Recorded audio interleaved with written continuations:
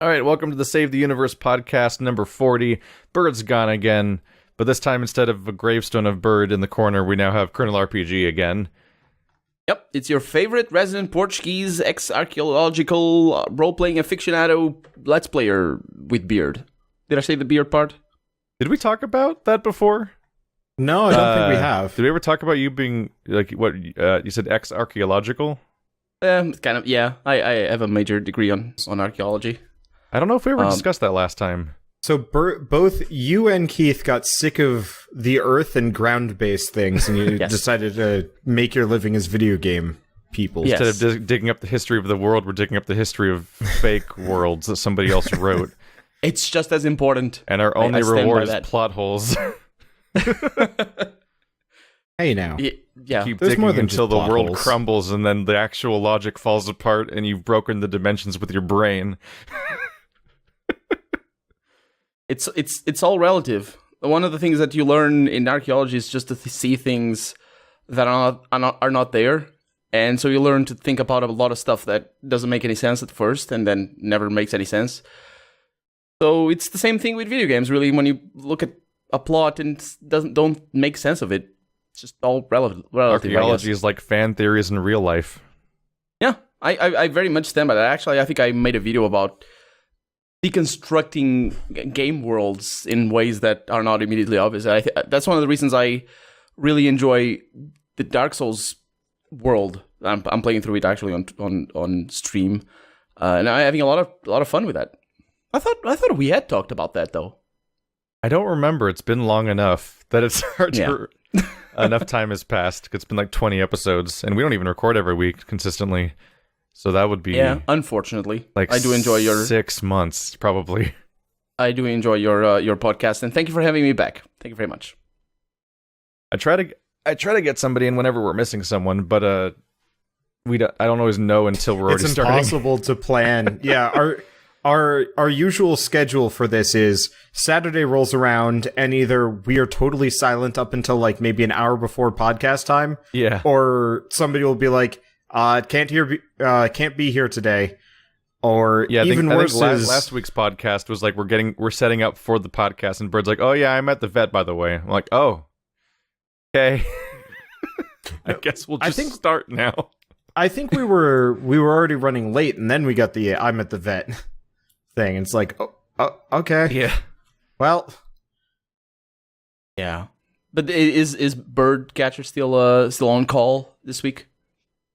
no, his on-call has ended. He's done with that, except for it coincided with an extremely inconveniently sick rabbit.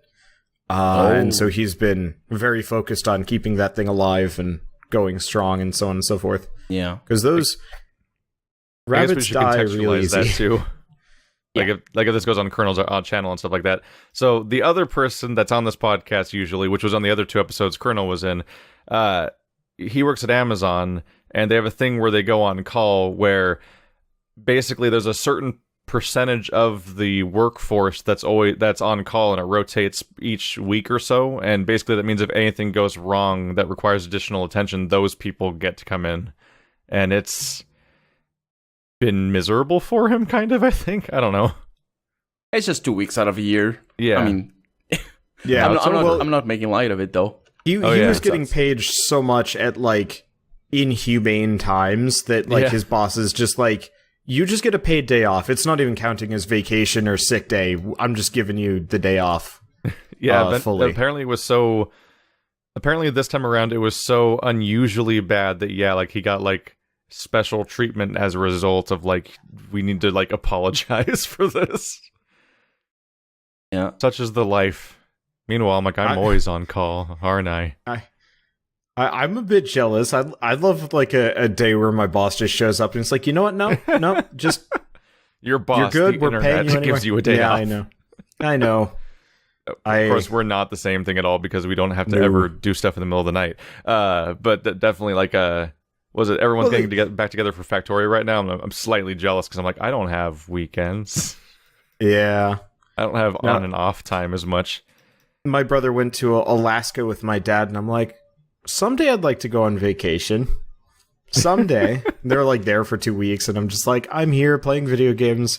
Except for, of course, during that exact period, Mario Rabbids came out, and Divinity was rolling up, and there was just too many new things coming out anyway. And I'm like, I could go on vacation, but one, that would screw me over, and two, I'd miss out on some good shit by doing so. So I'm like, I'm just like homebody by, well, not choice, but occupation. I've gone on my handful of family trips over the last few couple of years and stuff, and I'll be gone for like 4 days. But like, I'm like, you need to tell me like 3 months in advance, please. Like, I need to know so I can plan for this stuff, because I need I need my channel to just not just disappear whenever I leave my house. Shell's parents had contacted me in August, being like, hey, well, I guess more Shell, but or like, hey, Wander's birthday is coming up. You want to go to Colorado for like a week? And I'm like, what? This is like 20-day notice. No. That's why I always try to have a little bit of pre-recorded stuff so I can just play around with the episodes and all that. Today, for example, I just had the whole day off because a friend of mine, a very good friend of mine, had a full day bachelor's party, I think it was. But it wasn't really a bachelor's party. It was just a party, I guess, because there were no strippers. So I guess not bachelor's party. But yeah, it doesn't count. Anyway, so I didn't record anything today. Still 6 episodes, 5? Anyway, yeah. The last supposed bachelor's party I was at was just a Factorio land the night before a wedding.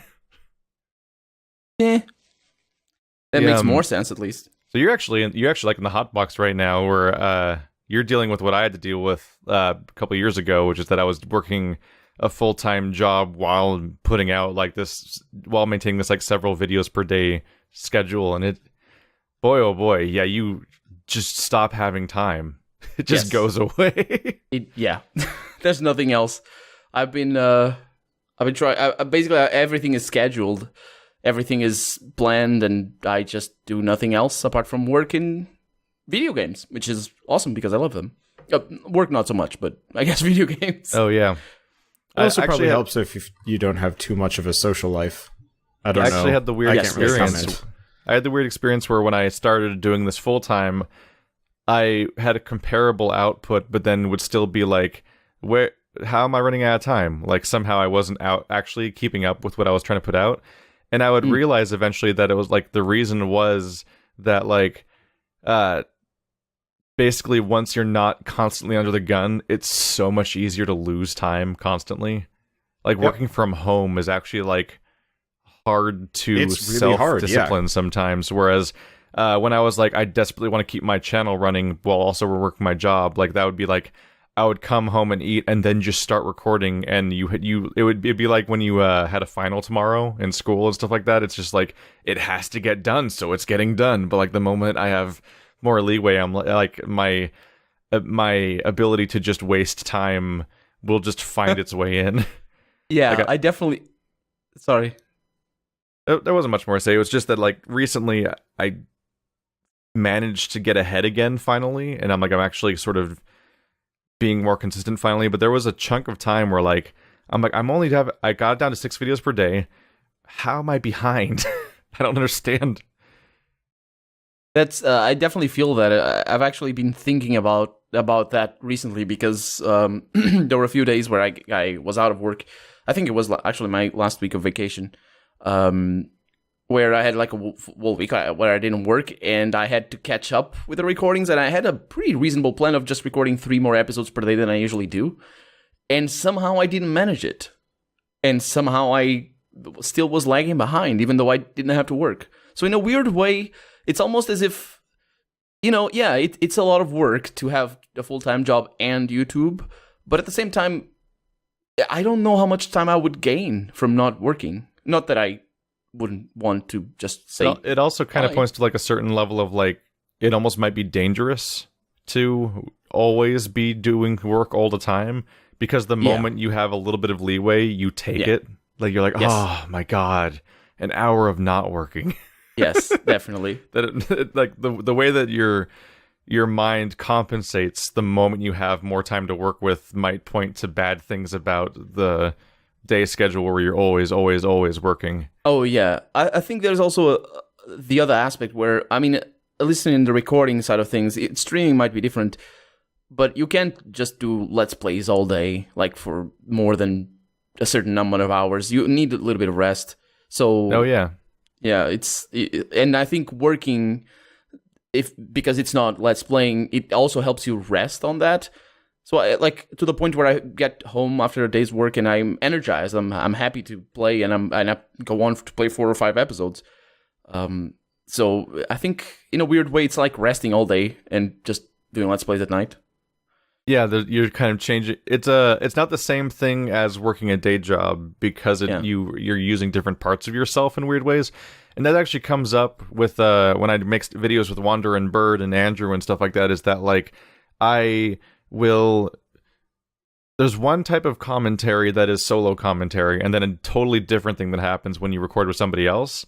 And weirdly enough, you can and Wander talks about this frequently because he'll sometimes talk about needing co-op, basically, that because you'll get drained by 3 hours or something of recording solo RPGs or roguelikes or whatever, and then you can just switch gears over to I'm gonna play with Bird and Keith now, and this is just a different part of me, and suddenly you can just keep going when you actually seemed tired before. When I do extra live streams, the 24-hour thing, which, I mean, 24 hours is kind of impossible. Are you ever going to make it? I've made it 22 hours, and I think that was good enough. And then I'm probably just going to do a 16-hour long stream for the one in November this year. But each one I do, I try to... Are you almost up again? Yeah. Oh, God. It's first Saturday in November or something like that. I've always had the excuse of being too far behind to do it, but this time I might not be too far behind. But Extra Life is awesome if you actually kind of have a plan with what you're going to do. So when Extra Life came around, was it last year? I think it was last year. I more or less said, I'm just going to stream everything that I need, and then have a 4-hour chunk in the middle that I'm just going to play with my friends. And then go back to doing whatever. So I had an insane amount of backlog for literally every series, except for the multiplayer stuff, which I had to delete because I guess nobody else wanted to be there at the time. But it really does help having just someone else to play with for a little while, where you don't have to be the only thing keeping the game running. Yeah, I think November 4th. Almost here. Just another month. I might have to do it for once, and I'm scared. I mean, if you want to do a co-op Extra Life thing, that would probably make it a lot easier. For 24 hours. No, fuck that. Then we're Let's do, I hate you now. I don't want to speak to you ever again. Let's do 16 hours. We don't have to be playing together the whole time, but Extra Life 24-hour podcast. The first ever 24-hour podcast. We did it. Yeah, I don't think that's ever... Is there any such thing? Such a long podcast? Sort of. The 24-hour podcast would be kind of what Rooster Teeth does for their Extra Life show, where they just have kind of a podcast show where people are cycling in and out, and maybe somebody's playing a game in the background, but it really is just a long, glorified podcast the whole way through. It's basically this is our room, and we're going to stream this room, and stuff will happen. Yeah. We're going to taser this person. Here's the guy from Reading Rainbow. Isn't this weird? And now I don't know. They just go through phases all day and they schedule it. But they're lucky because they also rotate out 100 people. So almost nobody has to be burned out the way normal Extra Life streamers. Are they that big? Premises? Yeah. Oh yeah. The company's gargantuan.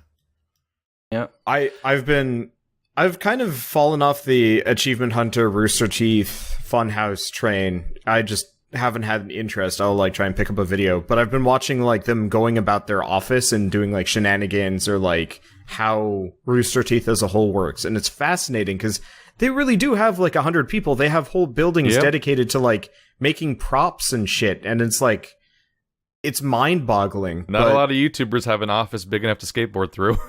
Yeah. Really the best way to explain it.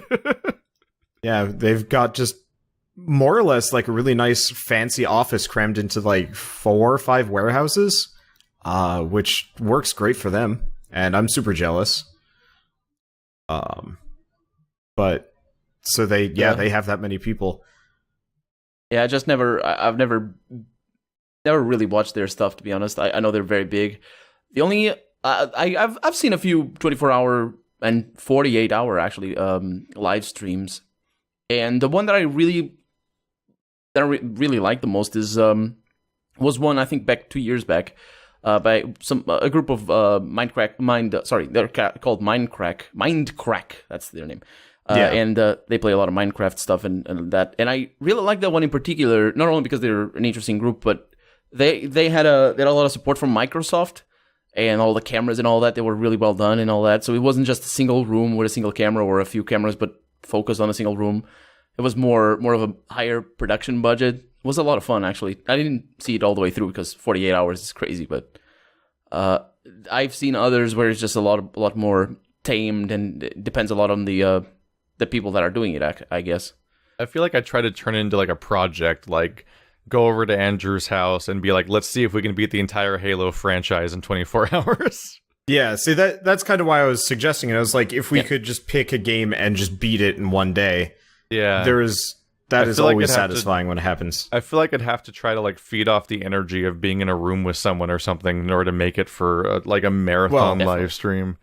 Yeah, that's kind of why I'm like iffy on the 24-hour thing, because honestly, like I've done a lot of all-nighters and like 24-hour whatevers, and they're just never really worth it. No. No. Like, they destroy... I mean, I don't remember most of my senior year of college because of how many like all-nighters I had to pull and like just working. There were a couple of periods in other years too that like I want to say it was finals week, sophomore year or something like that. I got a grand total of 7 hours of sleep in the whole week, and I was like catatonic. I got all my work done, but like that is just the biggest blur, and all I remember is finding myself at the freshman dining hall being like, I'm just eating a plate full of chicken nuggets and trying every available sauce, and mayonnaise to chocolate sauce. And that was the point where I realized I should never do this again. Oh.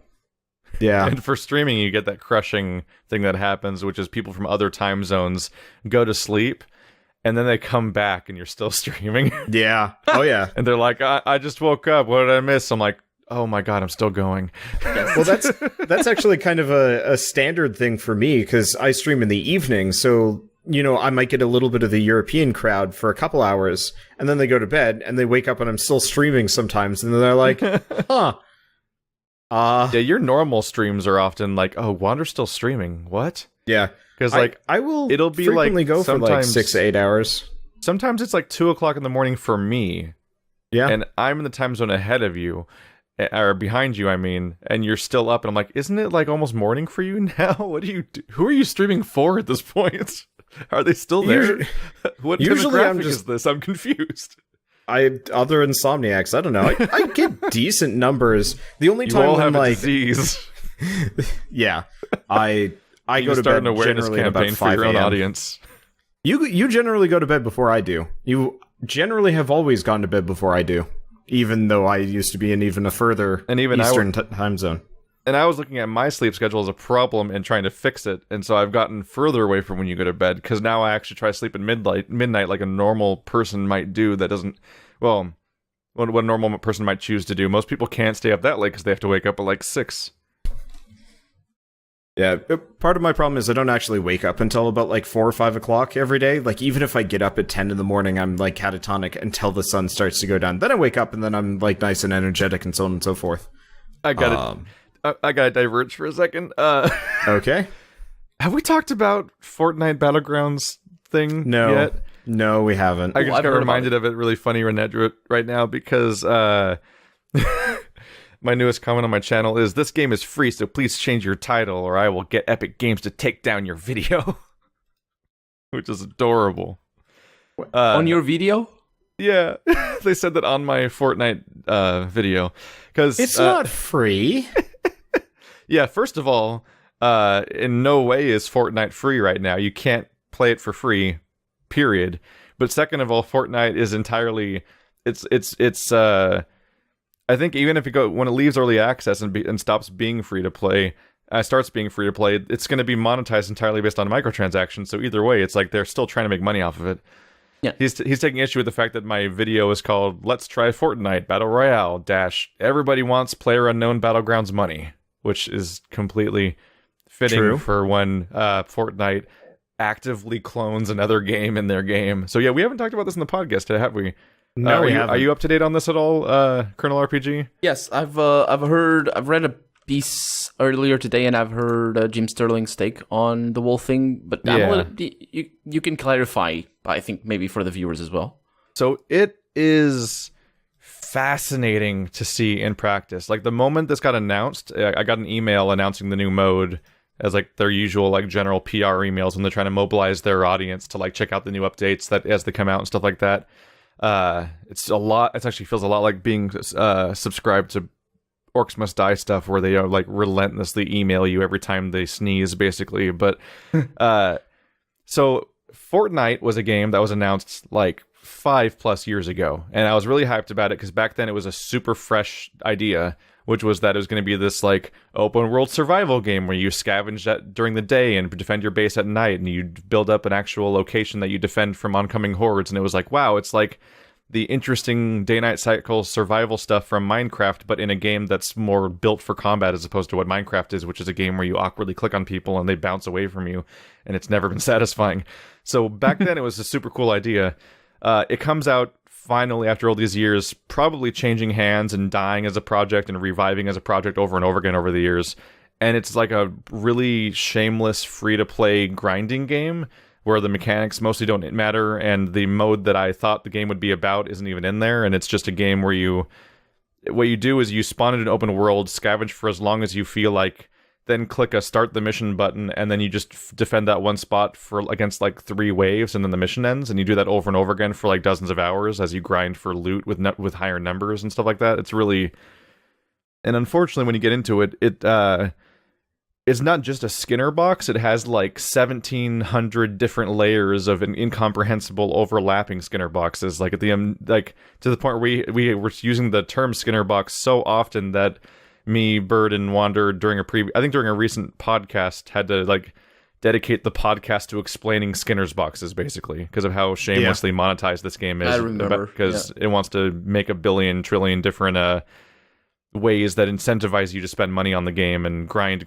forever and stuff. And oh boy. So it already was losing a lot of points in my book for becoming this massively unoriginal, really unfortunate, like, every free-to-play game ever thing, where it's like, oh, look, another game that looks like TF2 and wants you to play forever for experience grinding and stuff. But now they lose even more points because they're being really overshined right now by the fact that PUBG came out, and PUBG is like the biggest Steam release ever, seemingly. Yes. Like, there are Absolutely. metrics you can look at where, like, the giant spike of player base that PUBG has right now completely dwarfs Grand Theft Auto 5. It completely dwarfs Fallout 4. It, like, not even now, but when those games came out. Like, it looks like... It's like looking at, like, one of those... What is it? It's like you look at one of those really strange, like, cityscapes where there's only one tall building, and that's what PUBG looks like. And then you realize all those short buildings are what those supposedly major AAA releases over the last 5 years were, and you're like, how is that real? But it's real. So in response to that very, very significant market share, Fortnite just explicitly made a PUBG mode in their game, and like to a really shameless degree. Like they're not even like... It's frustrating because, like, as it was added to the game in its original form, which I just went in and played a match of it, and because when I had the email, I just had to try it. I had to see what this was. I was already a player of the game anyway, and I knew I was in trouble immediately because when you load up the Battle Royale mode, it drops you into a 100-person lobby of standing on some island waiting for the match to start. And I'm like, oh, we're already starting off with the PUBG lobby. And then it puts you into an aircraft that flies over the island, and at any point you can press a button to jump out on a glider and choose where your starting point's going to be on the map, while also seeing where everyone else is jumping out, so you can kind of make your plans, where of course you drop with no weapons on you, and you have to scavenge all the weapons from scratch, just like in PUBG. And I'm like, whoa, this is the exact, not only the same like gameplay loop, it's like the same framing. Like the only Yeah, real change was that your device, instead of being a plane, was like a bus that had wings or something, because they were being silly about it. But I'm like, this is concerning immediately. I wouldn't mind it, I think, if it wasn't so shameless. Yeah. Like, if... I don't even know how they would do it any other way, but maybe that's just because lack of immediate thinking about it, just because Battle Royale modes generally don't interest me. But, like, if they had even, like, just changed up the presentation, you know, no flying bus, maybe everybody just gets sprinkled all over the place. But then also, like, you land... and you realize that they've moved the health bar and stuff from that's no longer on the top left of the screen. Now it's on the bottom of the screen, just like in PUBG, with your ammo being right above your health bar, just like in PUBG, with a compass on the top of the screen, just like in PUBG, with a mini map in the corner, just like in PUBG, that has an arrow, that has a line coming from your from your character in the middle of the mini map, pointing in the direction of the closing safety zone that's going to be closing every minute or so, and it has like the 100-person player count counting down as they all die, along with your number of kills so far, and the time it's going to be until the force field contracts again to make the player base run towards a specific spot. And I'm like, holy shit, dudes, you made these, it's the same. It's like they put all the mechanics in there. Ugh. Like, this is what happens when like somebody is like a Minecraft modder and they want to make another game in Minecraft, and they just shamelessly like it, like, because this game does have Fortnite's mechanics, but the game mode is literally every element shamelessly ripped from somebody else's property.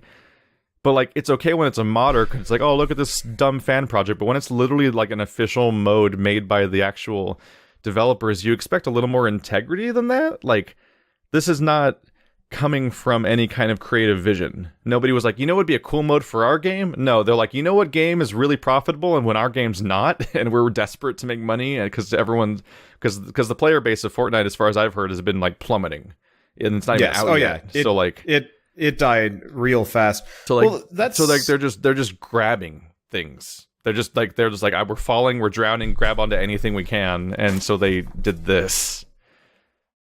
The weird thing is that Fortnite, I think looking at the game, and always looking at the game, I remember now seeing a video of you guys playing Fortnite.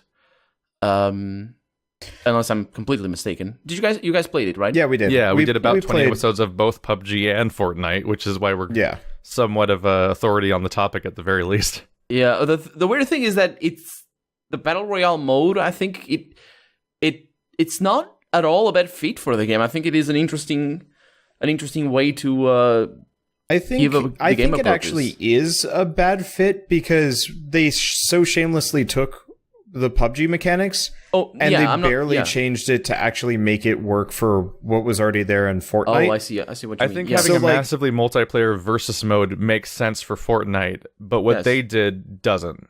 Yeah, exactly. Yeah. That's the thing. Why didn't they use their strengths? Because why not make a mode where you make forts? Yeah. This game is about building forts. Like, because it goes as simple as that. Like, a moment you ask that question, you're like, wow, this mode doesn't make sense for this game. Like, this is literally... That's why I say this is not a creative vision. This is not somebody saying, you know what's good for our game and a natural growth point, as opposed to a completely forced thing we're doing in order to profit from other people's ideas, is the fact that it directly contradicts the basic premise of the game. And when you watch this game, I've both played it myself and watched several other people play rounds of it, you see that both the player that you're watching and every other player they encounter, they're not building stuff. At most, they build a ramp to get up to a ledge. A ramp, or like maybe a wall to hide behind. And it's a game about building stuff. The game spawns you with a pickaxe so that you can like mine trees and rocks and stuff to build stuff with. Like, that's even this mode, it does that, but no one will ever, like, there's no reason to do that, because you can't camp. So you can't make a fort. How much more interesting spot? Exactly. How much more interesting would it have been if they had actually made it so you still have the Battle Royale mode, everything, but maybe it's even a bigger map. There's no forcing the players to get closer, not immediately anyway, but it does the day-night cycle thing, so you have to put down that fort to survive, otherwise the zombies get you. And so you have the threat of other players, but that core gameplay loop of the zombies, the husks, that was it. The husks are coming for you instead. And if you don't have a fort, you're pretty much doomed. but other players can like raid your fort, take stuff and stuff like that. They're like, that would have been so much more compelling. Or here's an idea. 100 players, and they're confined into 2 teams, red and blue. They're put on they have 2 bases that are opposite of each other, like in Blood Gulch from Halo. But what you do is you start off with a giant open map, and it's the 100% like giant like square map that they have right now. And there's the 2 bases you have to protect or attack, depending on which team you're on. And what they do is there's all these nice, useful resources you can scavenge out in the wasteland way away from the bases, incentivizing you to explore and run around. But the playable area will slowly contract until it's literally a lane between the 2 playable bases. So you scavenge early on and fight against each other, and it's permadeath and all that. But then you also, like, as the time goes down, it becomes a base versus base combat. Like, it's not... I'm not saying my idea is perfect, but like it's you can think of really good solutions that would actually fit the game really quickly. So like in the process of making this mode, they would have had to have thought of like a dozen different things that actually would have fit their game. But instead of using any of those things, they religiously stuck to the exact rules, the exact pacing, the exact time limits, and the exact mechanics, all the way down to having the contracting blue force field from the game that's profitable right now. I think that just screams of Slapdash job, probably. It's just the higher-ups at Relic? Epic? And what Epic. sucks is that it doesn't speak to any of the strengths of the game it's ripping off, but also doesn't complement the strengths of the game that's being built in. Because, like, PUBG is, in many ways, PUBG is a stealth game. Yeah. Because you're trying to get the drop on people, and you blend in with the environment, and it's a huge wasteland, and like, there's shadows and details everywhere, and you're jumping at every little movement you think you see. In Fortnite, you're a TF2 character in a cartoon wasteland that can be spotted from 1,000 yards. And you can't crouch and you can't lay down. Yeah, going prone, the lack of going prone was why I wasn't even interested in picking it up. I was like, so a battle royale game where you can't hide? Which, by the way, still has sniper rifles. Yeah. And Pass. It's such an important... Even, I've never personally played any battle royale game, but I remember... like the very first few that made it, probably was it DayZ? One of the first, anyway. DayZ was the first game that really, the first non-Minecraft game that really took off with this like open world survival thing that people like really got interested in, and that's the first one I hopped onto too. Yeah, I got Arma 3 because of that, but I never ended up playing it. Neither Arma 3 nor DayZ, but you'd see videos of people just playing it, and just they'd be prone for 10 or 20 minutes straight, just trying to scout out a base or something like that. And that tension, I feel that was always what drove me to actually want to play that sort of game. And you can see another game that I actually enjoyed watching, called The Culling, that came out last year, was also Battle Royale, I think. Yeah. And I mean, still the same sort of stealth-based mechanics and all the power-ups and all that sort of stuff, and very different as well, I think, from PUBG. I actually enjoyed watching it, but I gotta ask, because it speaks to a criticism people keep using over and over again, almost like a hive mind, which is everyone always points to games like H1Z1 and stuff like that as being like, well, all these other games already do it. Have either of you played H1Z1? Like ever? No. I've never played. No. I was really hoping you had. I'm trying to look at gameplay videos of H1Z1 to try to compare to it.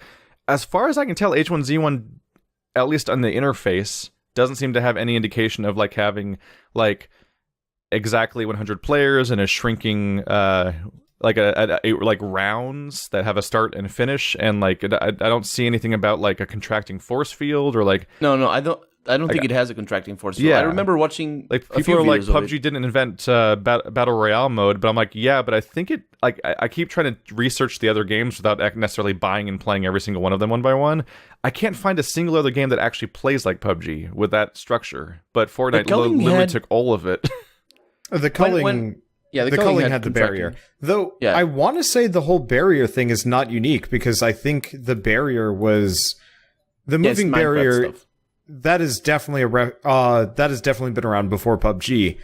I've seen it in movies and it's a part of the not movies. We're talking about video game mechanics here, not like no. So Battle Royale is, but like Battle Royale is based ultimately off of a book. Like that's how we got Hunger Games. It started as a Japanese thing, and then became an American movie because some lady stole it, and then or was it some lady? It might have been Hunger Games it doesn't even start with Battle Royale, because we have movies like Condemned, that movie with like Sean Astin or whatever, that are a bunch of like, we're a bunch of prisoners on an island, only the last person that lives gets to leave, and like it's actually like a super long-term trope of last man standing as a fictional storyline.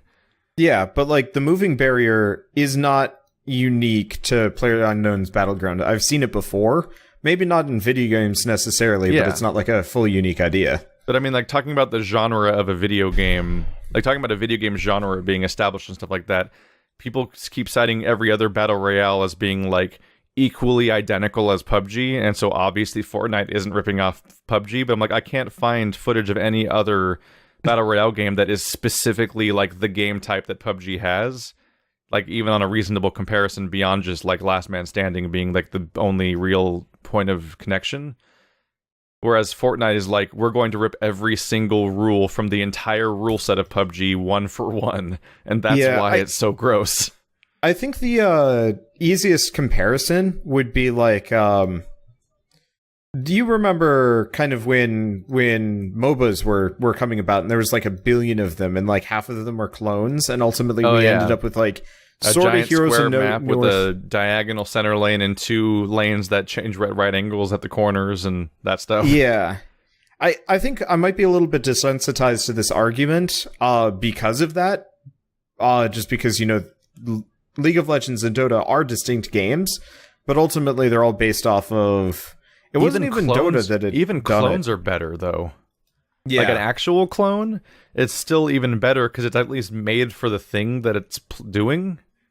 But in the case of Fortnite, the game's not made for this mode, and the mode actively ignores all of the point of the game that it's in. And it's like, that's why it's so shameless and so like, how is this happening? Like, that's why you immediately kind of recoil when you look at it, because it's like, it doesn't make sense on like a fundamental level.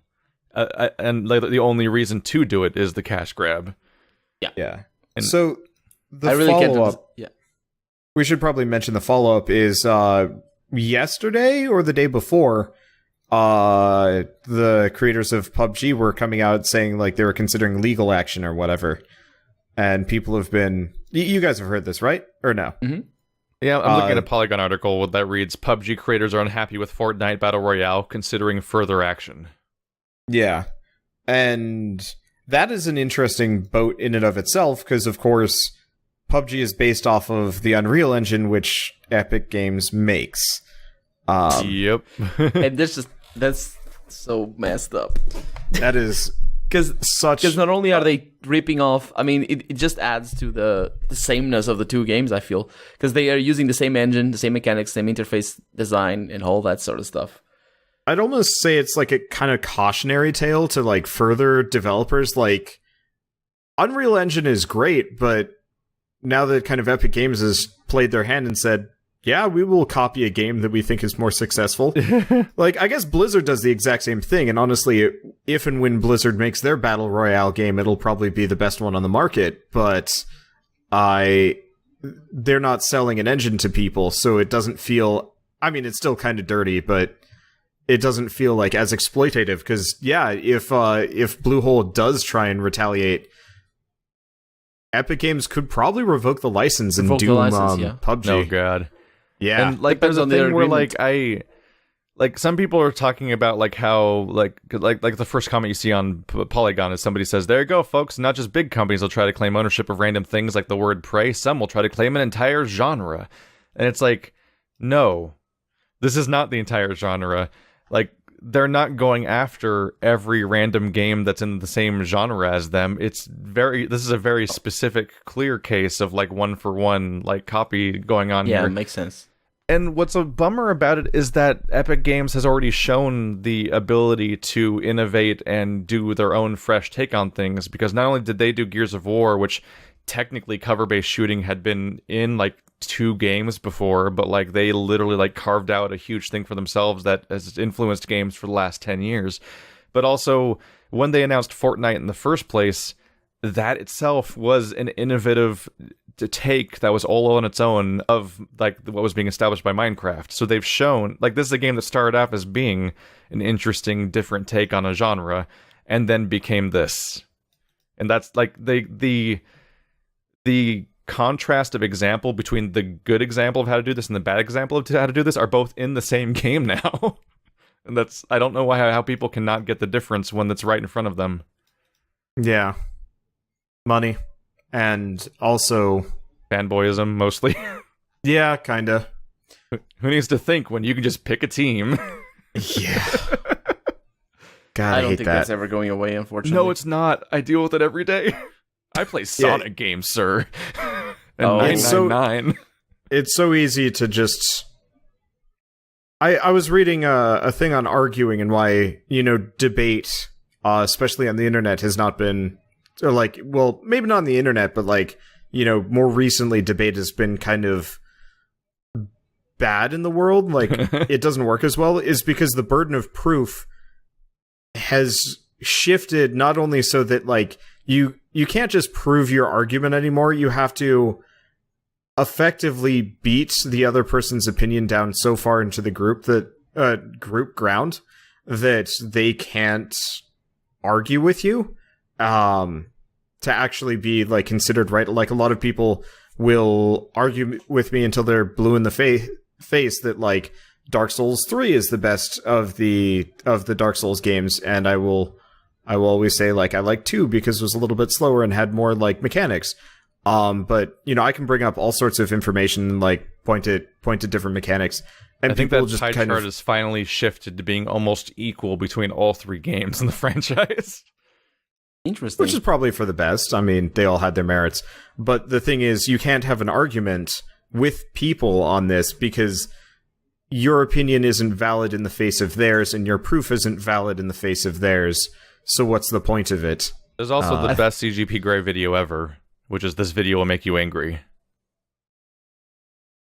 Have either of you seen that? No, I have not. Dark Souls 2?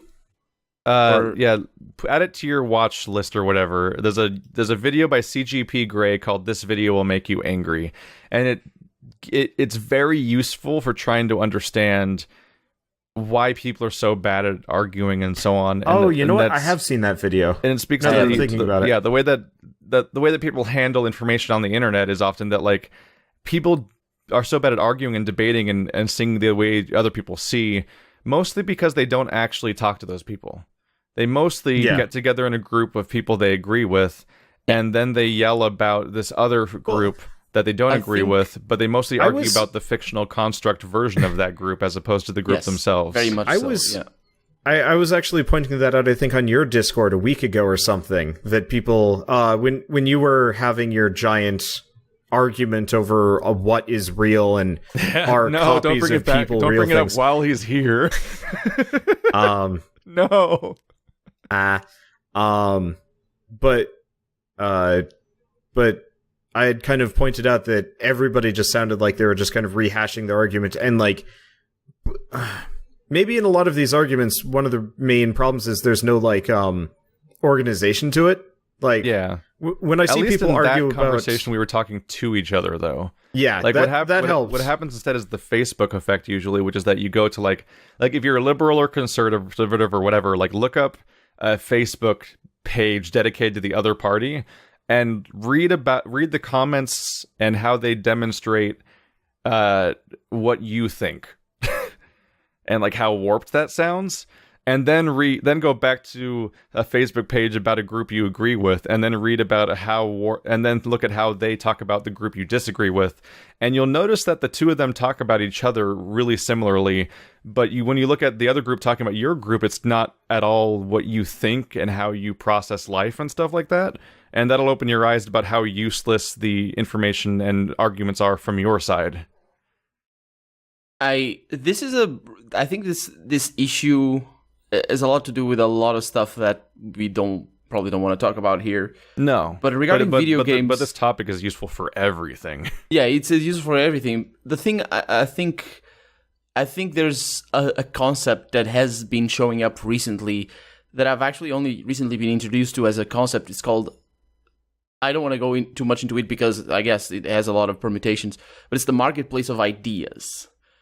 Whereas I think it's kind of, I think recently we're seeing that more and more on the internet, because that's what you were saying. It doesn't matter.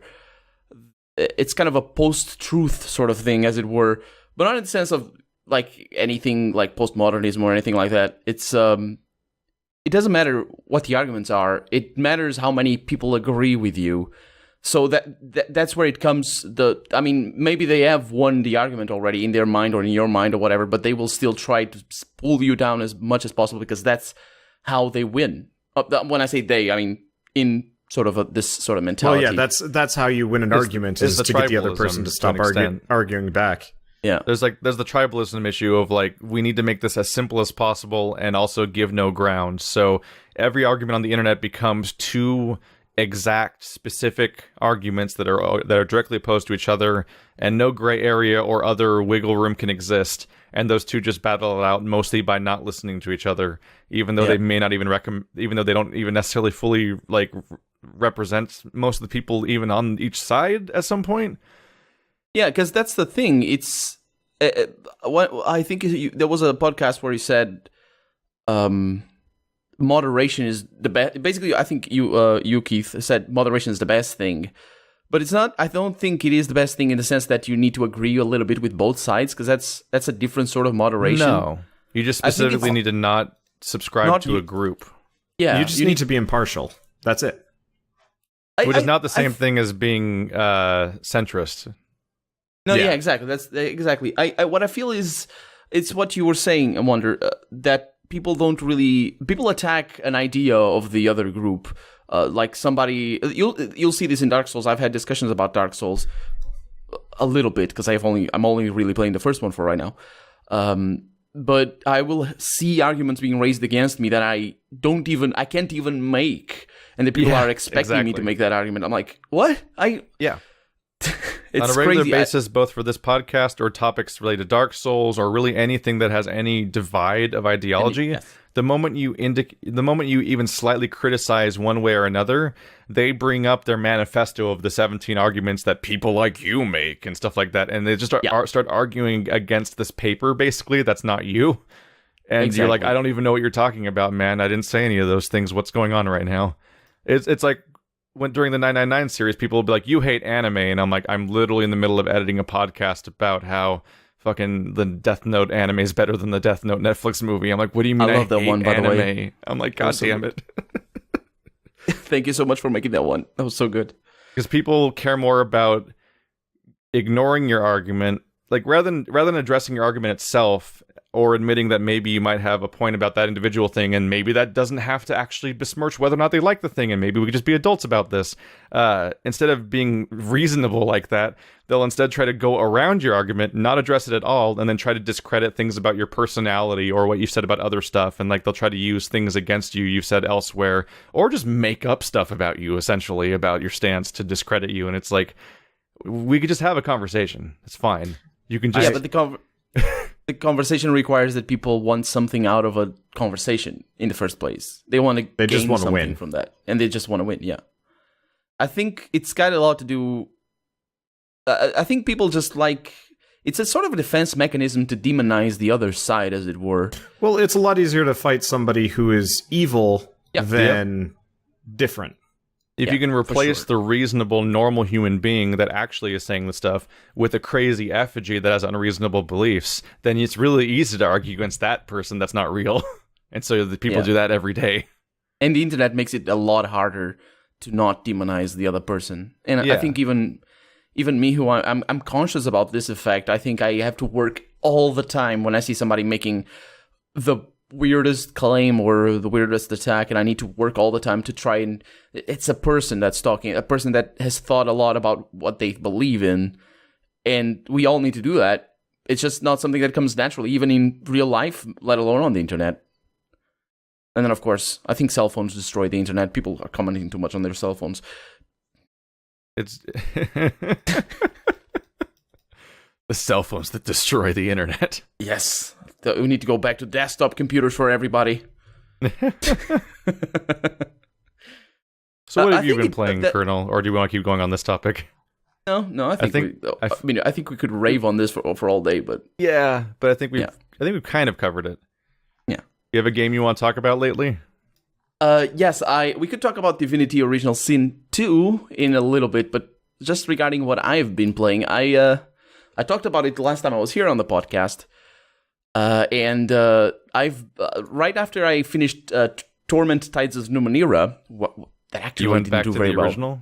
Yes, I started playing Planescape Torment, and it shows that it's an old game. It shows that also it's from a company that doesn't have the background of role-playing games that we have right now when we make a game these days. So it still shows that it's an old game, but that game, it's just so well written in so many levels. It's so different from everything I've seen so far. Even different from Tides of Numenera, because comes it doesn't up a overly... lot. Like when people talk about like best CRPG ever made, it comes up a lot. Yeah. I just wish it didn't hurt me to look at. I think, the graphics. The way I look at it, it's pixelated. It's kitsch. It's like Stardew Valley. But weirdly enough, the biggest thing is not so much the actual in-game graphics with a lot of these CRPGs from beyond the old days, like Baldur's Gate and Planescape. The biggest thing that turns me off is actually the interface. I'm like, why does it look like the that? The interface is huge. Why is there a floating skull with a green gradient behind it? Why? No, that's going to be on the screen the whole time. I tried playing Baldur's Gate 1 a while back with my brother and my dad, and eventually had to like put it down and be like, I'm sorry, I just can't do this. This game has not aged. Like when they make Pillars of Eternity and Wasteland 2, they actually don't look much better or different from the old school ones necessarily. But the interface and like UI and bottom bar and like the openable like interfaces or like item management stuff are like so many leagues progressed now, and it's like for sure. I always have that recoil moment of like, oh man, that's gonna be the game. Okay. The reason why that's actually funny. I never thought about that because I just grew up playing those games. But you asked why there's a green bar, a green circle. I think it might be because of the origins of Baldur's Gate, which was the first game. Oh no, I'm talking about one of your party members is represented by a screaming floating skull, and the background is just a weird green gradient, and they have a rainbow health bar, and it's like, what are these design elements? What's happening? Oh yeah, that's different. Whereas like one of your most popular videos is when you played actually Wasteland also is among there, but when you played Pillars of Eternity and stuff, and like you can see the gap in progression. Like Pillars of Eternity, at the distance you play it at, doesn't look that newer than the rest of its genre, but the interface is like, yes, I can do this. I'm comfortable now. Yeah, one of these days I'll like plug my nose and get in there, because I do want to play Planescape because it's supposed to be incredible. I think you get used to the interface. The graphics as well, but the interface, you just get used to it. Definitely play the enhanced edition though. I was kind of afraid to play it because I had the original, so I guess I just couldn't get it to record properly. Yeah. But there's the worry that they'll somehow screw it up. Yeah, exactly. Especially on the back of playing Baldur's Gate 1 and 2 enhanced editions. But I think Planescape, it's not easy to convey, which is funny because that's what I'm trying to do, to convey why it's so different, why it's so refreshing. It's even... Oh, it's so... it's one of those cases where you'll have to absolutely play it to see, and you'll spend hours in a single room talking to a couple of characters over the weirdest stuff.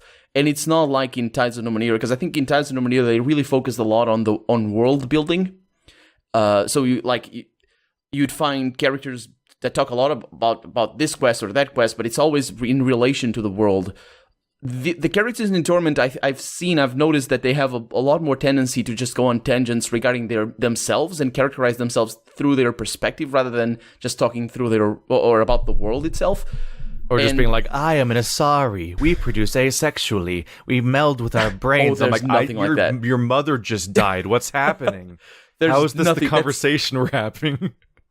Yeah, now you say that, it's just so out of everything else, and the way every shows, other RPG handles its world building is via incredibly forced companion dialogue. Usually, yeah, I think it shows why so many people look at it as the best RPG ever made. And I mean, I say so many people, a lot of the people who've played it, and I recommend sometime in everybody's life they should play Planescape Torment. It's something else, for sure. But I recognize that it is tricky to get into. Try to push past, I think.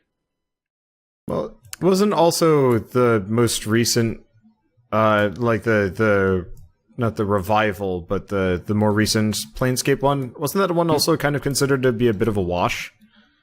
Yes, that's really, actually, I made a video about that because I see that. I think it's a little bit worrying. I mean, because it's a game that took a long time to get developed, 3 years of development, at the very least. It got a pretty successful Kickstarter, and I think it sold like 200,000 copies. And it's mixed reviews on Steam. Yeah, I mean, those reviews are definitely from a lot of people who have played Planescape, and I agree with them now that I have played Planescape Torment, the original one, because it doesn't live up. I think it took too many. It took like, there's a lot of direct inspiration, like in without any spoilers. You kind of had the ideal experience because you played the reboot or whatever you want to call it first, not knowing what was changed or missing or like what you were losing out on, and then you got to go back after kind of enjoying it or whatever, experience why people were saying it sucked by comparison without feeling that the whole time. It's like watching the movie based on a book before reading the book, then going back and reading the book. It's like, I got to like the movie. Like I got to like the movie first. So I got it 2 times, twice.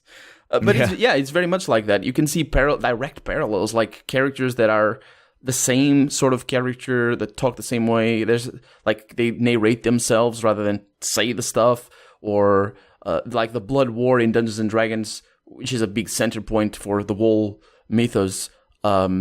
It's directly lifted out, like it's a big point in Planescape, and there's a similar thing in Tides of Numenera. Like the whole focus of the game itself, it's the same idea, it's the same questions that are being asked. So it's a rehash. Oh effectively. No! So it's Andromeda. Well, Andromeda did. I mean, I watched your Let's Play, but did you feel that it rehashed a lot of the stuff from the original Mass Effect? I had a breakdown when I hit that one mushroom, as you might remember, where. Do you remember the mushroom rant? So there's a point in Mass Effect Andromeda where I encountered a mushroom, and it was already in a bad spot because like Mass Effect 1 ends. Well, right before it ends, when you get to the climax moment, that's like the location before the final location, but it's during the linear ending.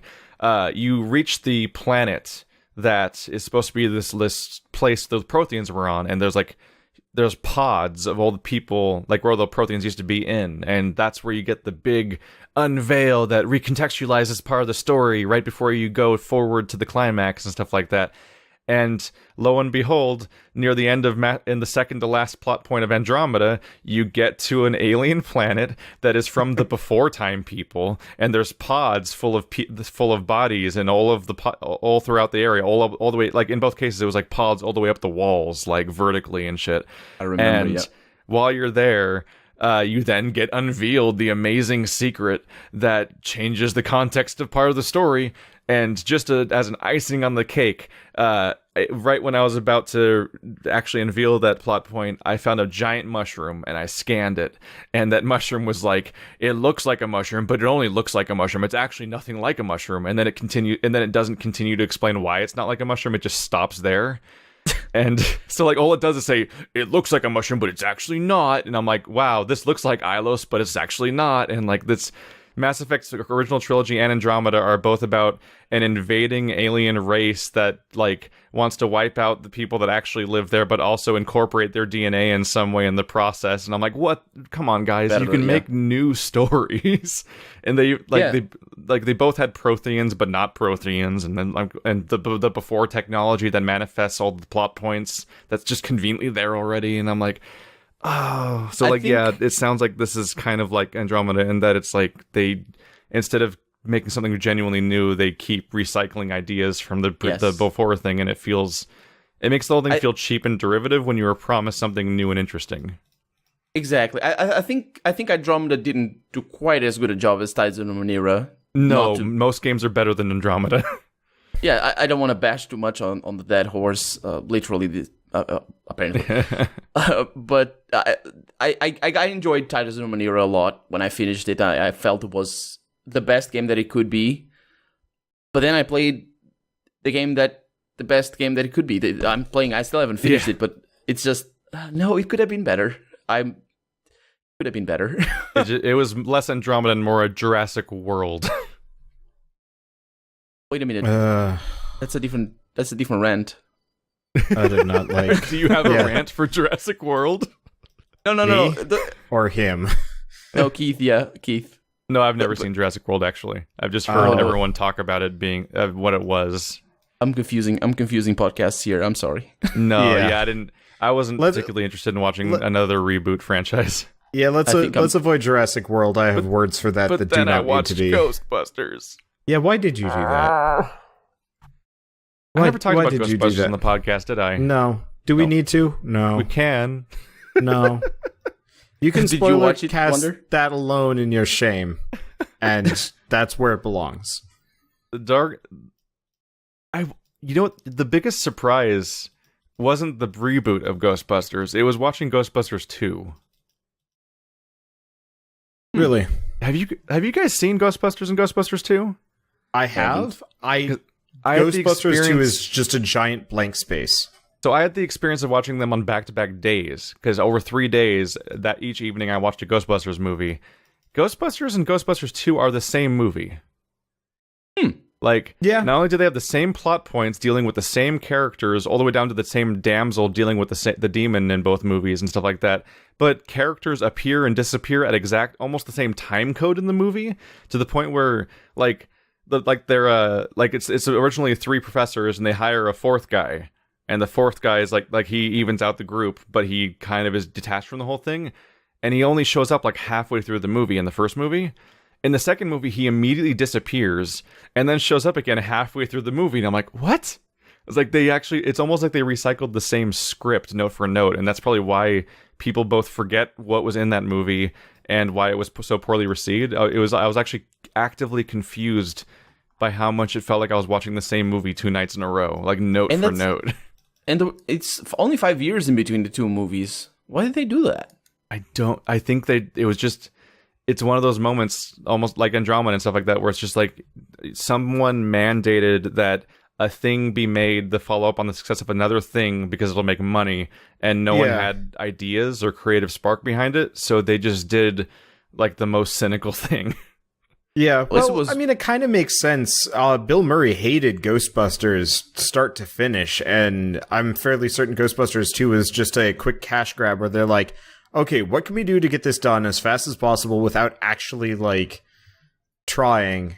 And then with the remake, it was kind of that, but let's play on the nostalgia bit a bunch and then try and make it, like, hip and modern, which like it even also gets didn't as work. specific as, like, Sigourney Weaver will be doing something artsy in the background because that's her job, and then she'll get mixed up with some, like...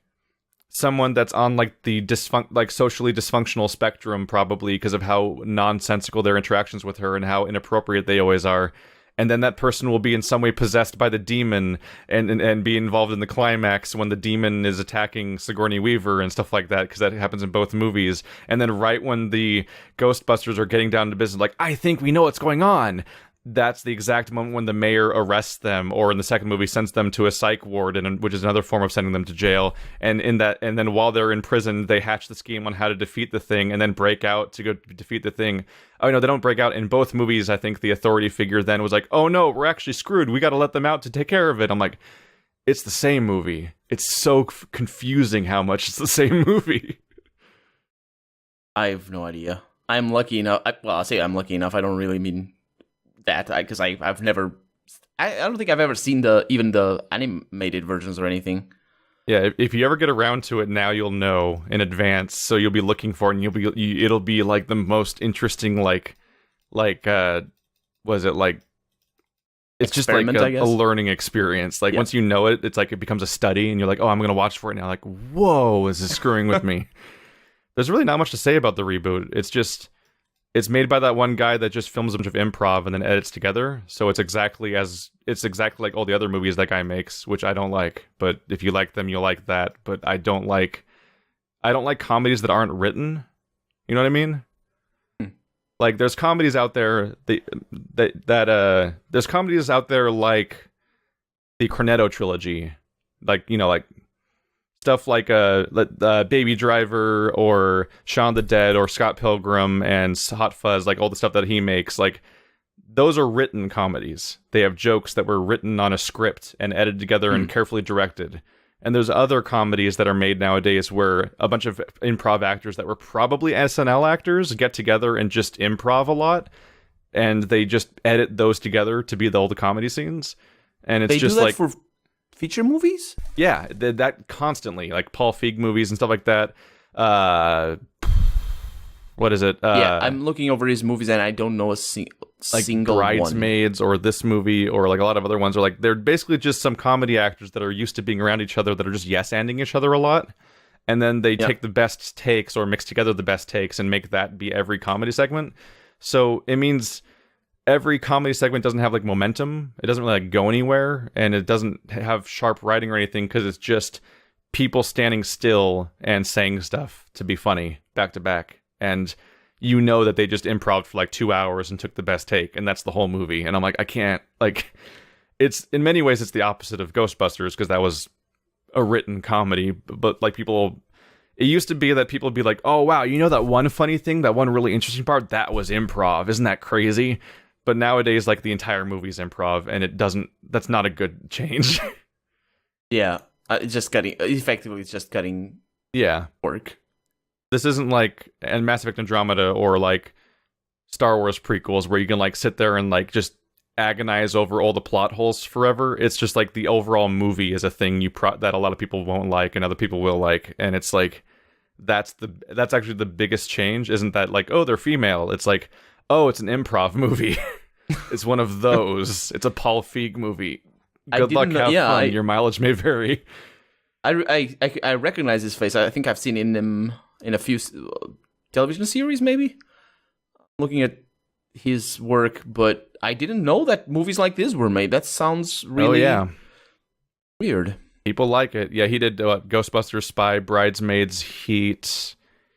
He does a lot. He does a lot of the movies that actually have what's her name in it. I'm blanking. Kristen Wiig, Melissa McCarthy. Melissa McCarthy. Yeah, he does most of those movies. Yeah, if you see Melissa McCarthy in a movie, or you see what's the other guy, Kevin Hart in a movie, the movie's probably improv. It's probably just improv comedy where they hired comedians to just be funny, and the movie will just come together in editing. And I don't like that trend. And so now that I saw Melissa McCarthy, I know who she is. I think I've seen Bridesmaid on cinema, and that movie completely vanished from my brains forever. And that's because most of the runtime is like just wasted time, essentially. Yeah. So it's really hard to keep it in your brain. Even though it had what's her name? I don't know. I don't remember her name now. I can't remember the name. Bridesmaids had a good cast. Yeah, yeah. But I completely forgot about it. It's not the sort of movie that sticks with you, I guess. No.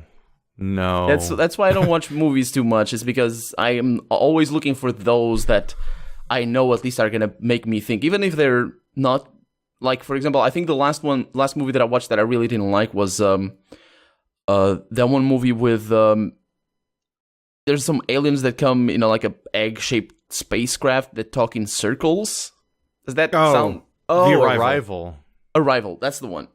And I really didn't enjoy it, but at least it made me think. And it's also always a reference to when I want to talk about that sort of thematic, I can just say, this movie kind of deals with that, and there's this. And I think that's the sort of stuff that really engages me. Like, all the time. like it or not, Arrival will be burned into your brain as a reference point for a specific idea that might come up in other contexts. And you'll be like, oh, it's like Arrival. And then you can use Arrival, like the way that I would use Soma to explain certain concepts when they come up in other games. Like, Arrival fits that brain space of like, this is a new thing to refer to.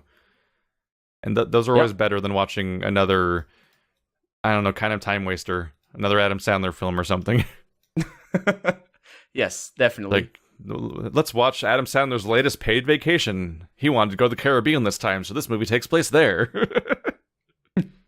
You mentioned Soma. You don't want to talk about Observer, do you? Or do you? I'll talk about...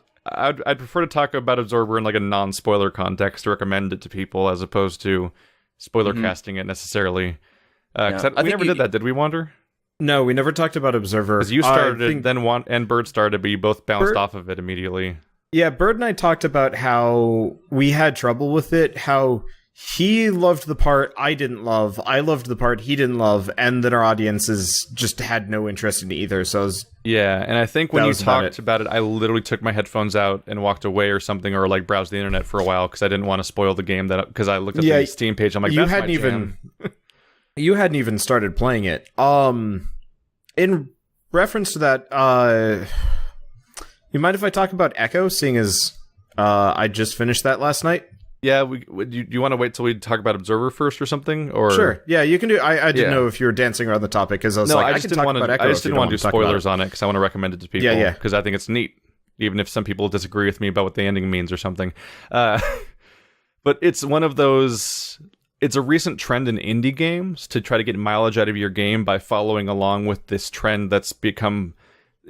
I think BioShock kind of kicked it off with like popularizing environmental storytelling and slow methodical exploration and poking around for audio logs. Obviously, those very developers made other games like that before, but BioShock was like the giant critical mass game that sort of got people used to this again, especially because it was a popular console game as opposed to a niche PC game.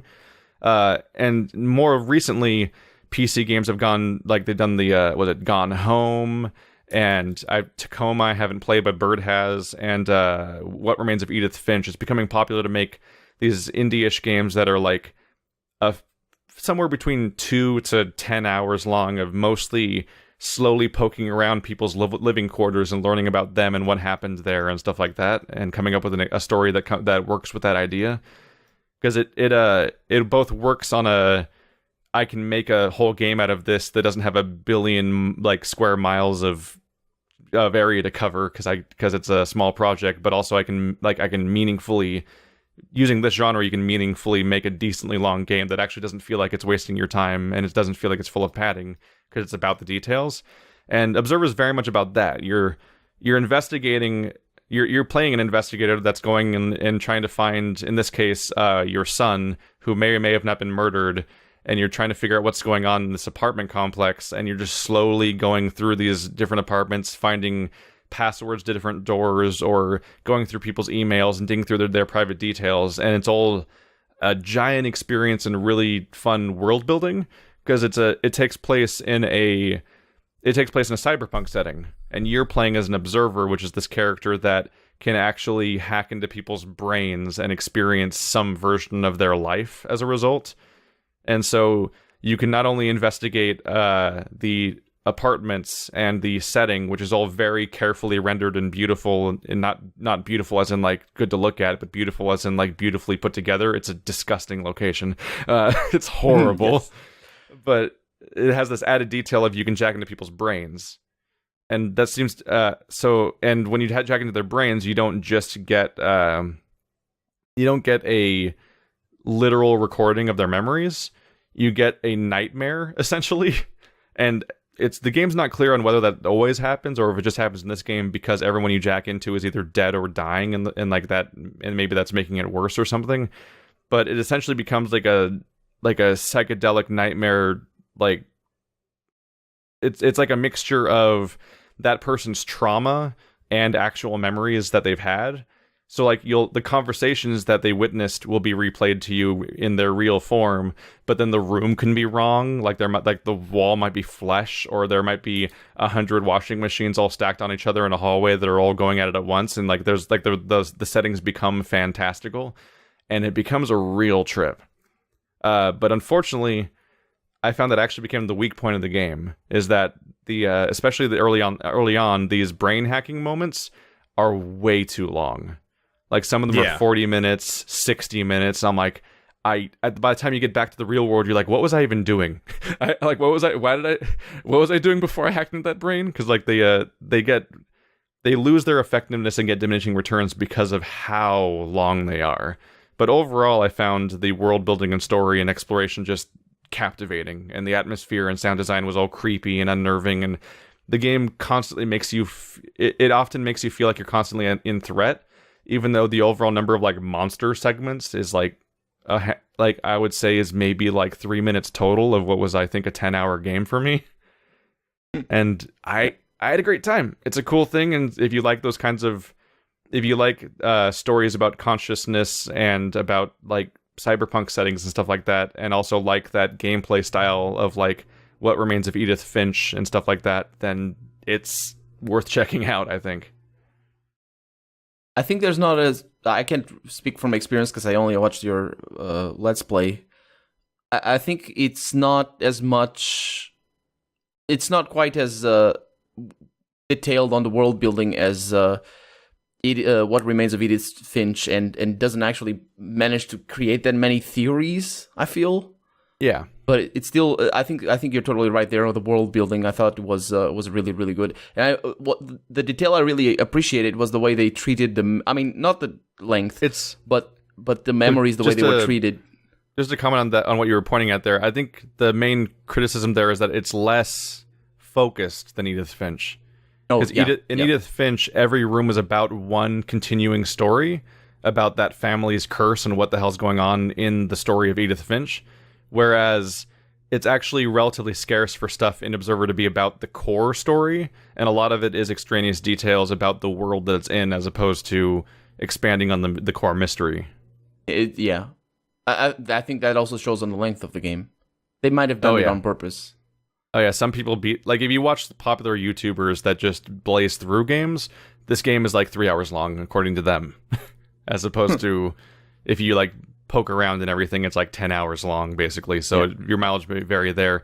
Also, just fair warning, because of I think it's actually what happened to both Wander and Bird to an extent, is that like if you have issues with like motion sickness or headaches or issues with weird filters on screens and all those other things where like the way that a game's visually presented can ruin the game for you, this might be a giant red flag game for you. Yeah. Although I guess if you get on some Steam, serious though, motion sickness issues. And the sound design doesn't actually help. I think it even makes it worse. Yeah. In some parts. That it was even difficult for me. I also have problems with motion sickness. It was even difficult to me to listen to sometimes, and watching was hard. Yeah, it's a claustrophobic, headachy, like difficult to visually decipher at times game, and I almost never have issues with anything like that, so it didn't faze me at all. But there are people that'll immediately turn off. But yeah, if you get it on Steam, you will know that well within the refund period on Steam, so that's a plus. The only game that's hit me negatively in that way was that game where he plays Perception, where he plays the blind girl. That was the only one where I'm like, I can't look at this game anymore, because it was a pure black game where you would make sound waves that would like Daredevil essentially, and like the pure black to bright light to pure black for 4 hours straight was like, I can't look at this. Actually starting to hurt to look at this game. Just before you played that one, you also played that Scanner Somber. I think it was that one. Didn't you have problems with that as well? Scanner Somber didn't mess with my... I don't think it started to hurt to look at. But that was also a game about not being able to see, and essentially adding stuff to your environment that allows you to see. But Scanner Somber was more like Unfinished Swan than than perception, but also I had just played Unfinished Swan. I don't know why I went on a kick on games where you can't see. Well, probably because somebody gave you all those suggestions in the same bunch, and you maybe No, that sometimes it's happens. the what's the effect where things from like the same topic come out close together, even though they have nothing to do with each other. Like there were 2 movies where the World Trade Center got bombed that came out in 2001, and no one had any idea, and they had nothing to do with each other, and they both obviously got removed, but it was just this weird effect of like, here's a thing that coincidentally happened at the same time as another thing, and like no one had any idea. I don't know what that effect is, but you gotta research it and like write it down and paste it on your wall so that you can memorize it. And then that does just because now yeah. I'm having that effect on you mentioning that effect. All right. It's we need not to get down to what it's called so we can it's stop not the law referring of to it as attraction, that one effect. because that's a different one. Because the law of attraction is the whole thing about. Was it the? Oh, that was a book, The Secret, right? That's not that one. I mean, I know that was the book, but I mean, it sounds kind of similar, but I'm not sure that's what Wonder is referring to. I just googled effect where once you notice. Let's see. Well, that's a different effect. That's the effect where you see once you know something, you start seeing it everywhere. The Bader-Meinhof phenomenon is the one you're talking about in that sentence. That's a completely different one from the like 2 completely unassociated things coming out very close together for no obvious reason, or like, I mean, that's just a coincidence, right? Sort of, but like it happens not infrequently. It's like how kind of, I mean, in the games industry, it's not as like ridiculous for this, but we had, Battleborn and Overwatch more or less coming out at the same time, and obviously that was a little bit more planned because they were in direct competition. But like both of those games were started in secret well before, and then it just kind of was pure coincidence that they were more or less reaching the end of their development cycle at the same time. Though I think Overwatch was pushed up to beat out Battleborn, which worked out. But like this is the same thing with the movie The Day After Tomorrow, I believe it was. There was also a very similar movie that came out like almost the same plot, and I think it came out in the same year. And that was like a complete accident, and it just The happened. Prestige and that other magician movie that came out the same year, I think. Yeah, exactly, and it just happens, and no one knows why. Do you have any closing thoughts on Observer? No, I mentioned Observer because you mentioned Soma, and we had some interesting discussions about that.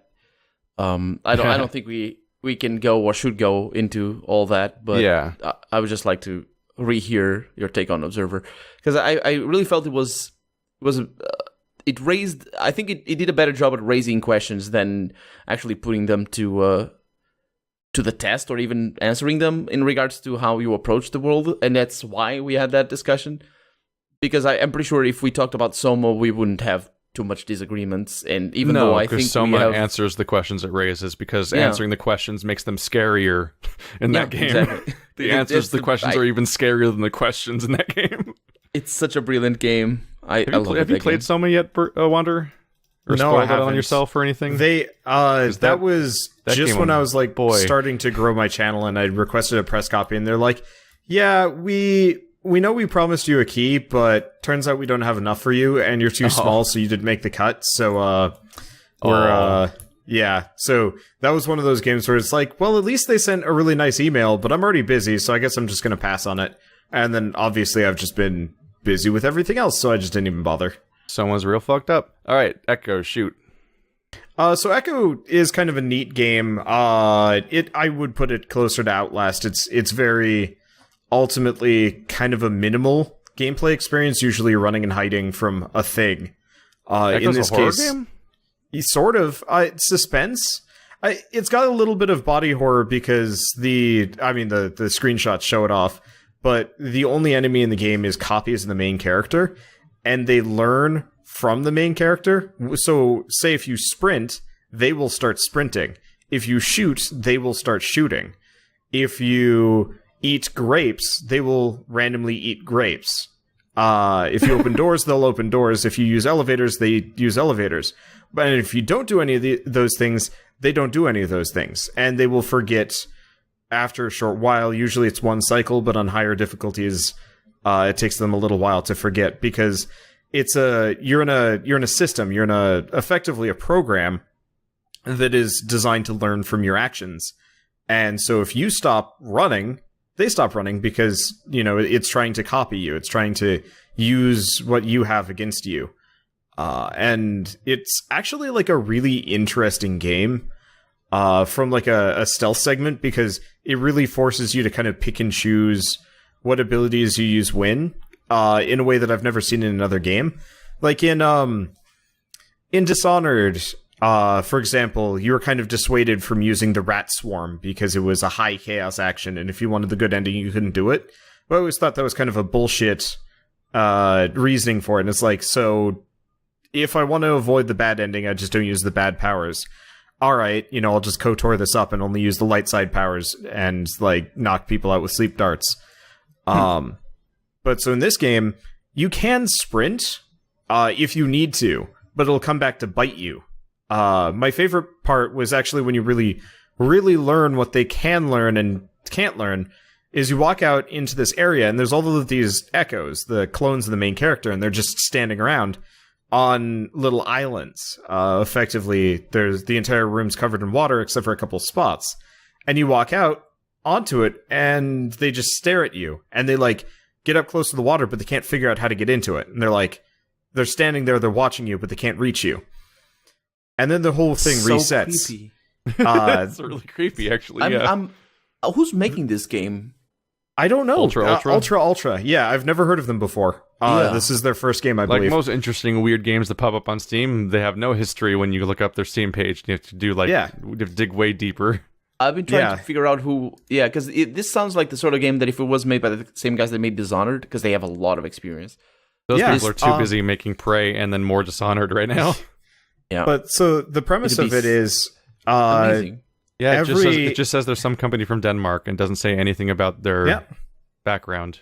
Yeah, nothing. I could find almost nothing on them, but I picked it up. Not even like the Red Barrel's elevator pitch of being like, we worked on like BioShock and GTA or like 17 other AAA games. Like none of that's there either.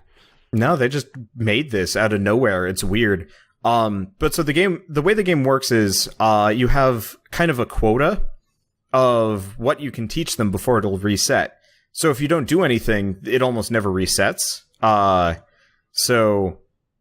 At one point I did a test. I stood stock still for like 10 minutes straight, and ultimately it didn't reset. It didn't learn enough from me, so it wouldn't like reset and make them learn to not even move. Because I was hoping that I could cheese the system and convince them that moving was bad. And so I just have one like day cycle. Like they're a Braid clone?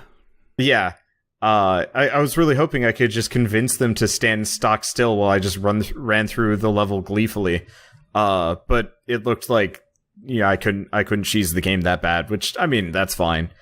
But yeah, so what happened is for the water segment, you walk out into the water and you're all fine, and then the lights go out, and then they learn how to walk in water, and suddenly you have a bunch of clones of you chasing after you in a big open room where there's no cover to hide in or anything like that. And so, I think that was the first time I actually pulled out my gun and shot. And as a result, because I shot while the lights were on, because if you shoot while the lights are off or do anything while the lights are off, they don't learn from that. So you can kind of bide your time and like get really risky as the lights are about to go off. This game has periodic blackouts. Yeah, and that's like essentially when the cameras are off, like in Ex Machina. And that's like off the record parts where you can do whatever you want. And so that's really cool because usually there's audio cues for when the lights are going to go off. So like, I know I've got about 30 seconds before the lights go off. I start walking just like as quickly as possible for the destination, because as soon as the lights go off, I can just open up. I've got 5 shots and I can get more ammo fairly easily.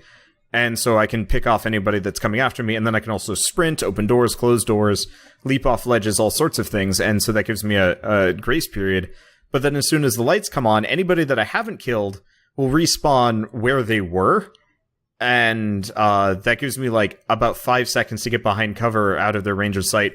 Or my favorite is to get up behind them, and as they're getting up, I am immediately choking them to death. Because then I'd have this whole safe area that I don't have to worry about avoiding anyone for. Unfortunately, after you kind of get used to it, you find out that the AI is a little bit predictable. They usually follow very set paths.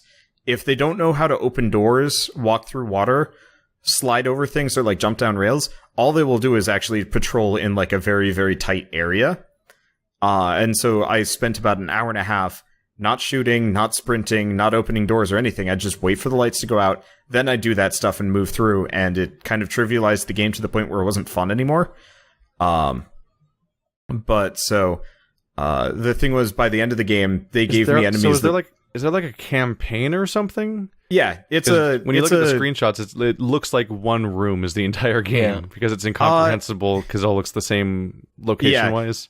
Unfortunately, it's this giant Victorian, almost Escher-looking palace with like a lot of weird railways and levels and stuff like that. It looks like some sort of Matrix construct. It like an infinite it kind room. of is. The entire point of it is the thing is self-generating and is like, making itself bigger as you go through it. So it is going to look a little similar, but like each of the areas is kind of visually distinct, mostly by like tonality and some extra props. But there were definitely a couple of levels that were similar. In like the second and the fourth chapters, those were pretty close together. But once you get to the end, it's unique again. I don't know. It only felt repetitive once, but it's also like a 5-6 hour game, so it didn't have enough time to actually feel like a slog, which was good. But the end of the game, I actually have a clip on my announcements page if you guys want to watch it. You get enemies that learn on their own, and they figured out how to use an elevator. So specifically, I took an elevator up, and they called it back down while I was still on the elevator, so I then go back down, and there's 5 of them, and they mob me and rip me to shreds, and I'm just like, oh, that was bad. And the developer for that specific section of the game was watching it and taunting me the entire time, which was like huge dick move, but also kind of appreciated because that's always fun. How weird is it to have the developers watching while you're playing a game? Not uncommon.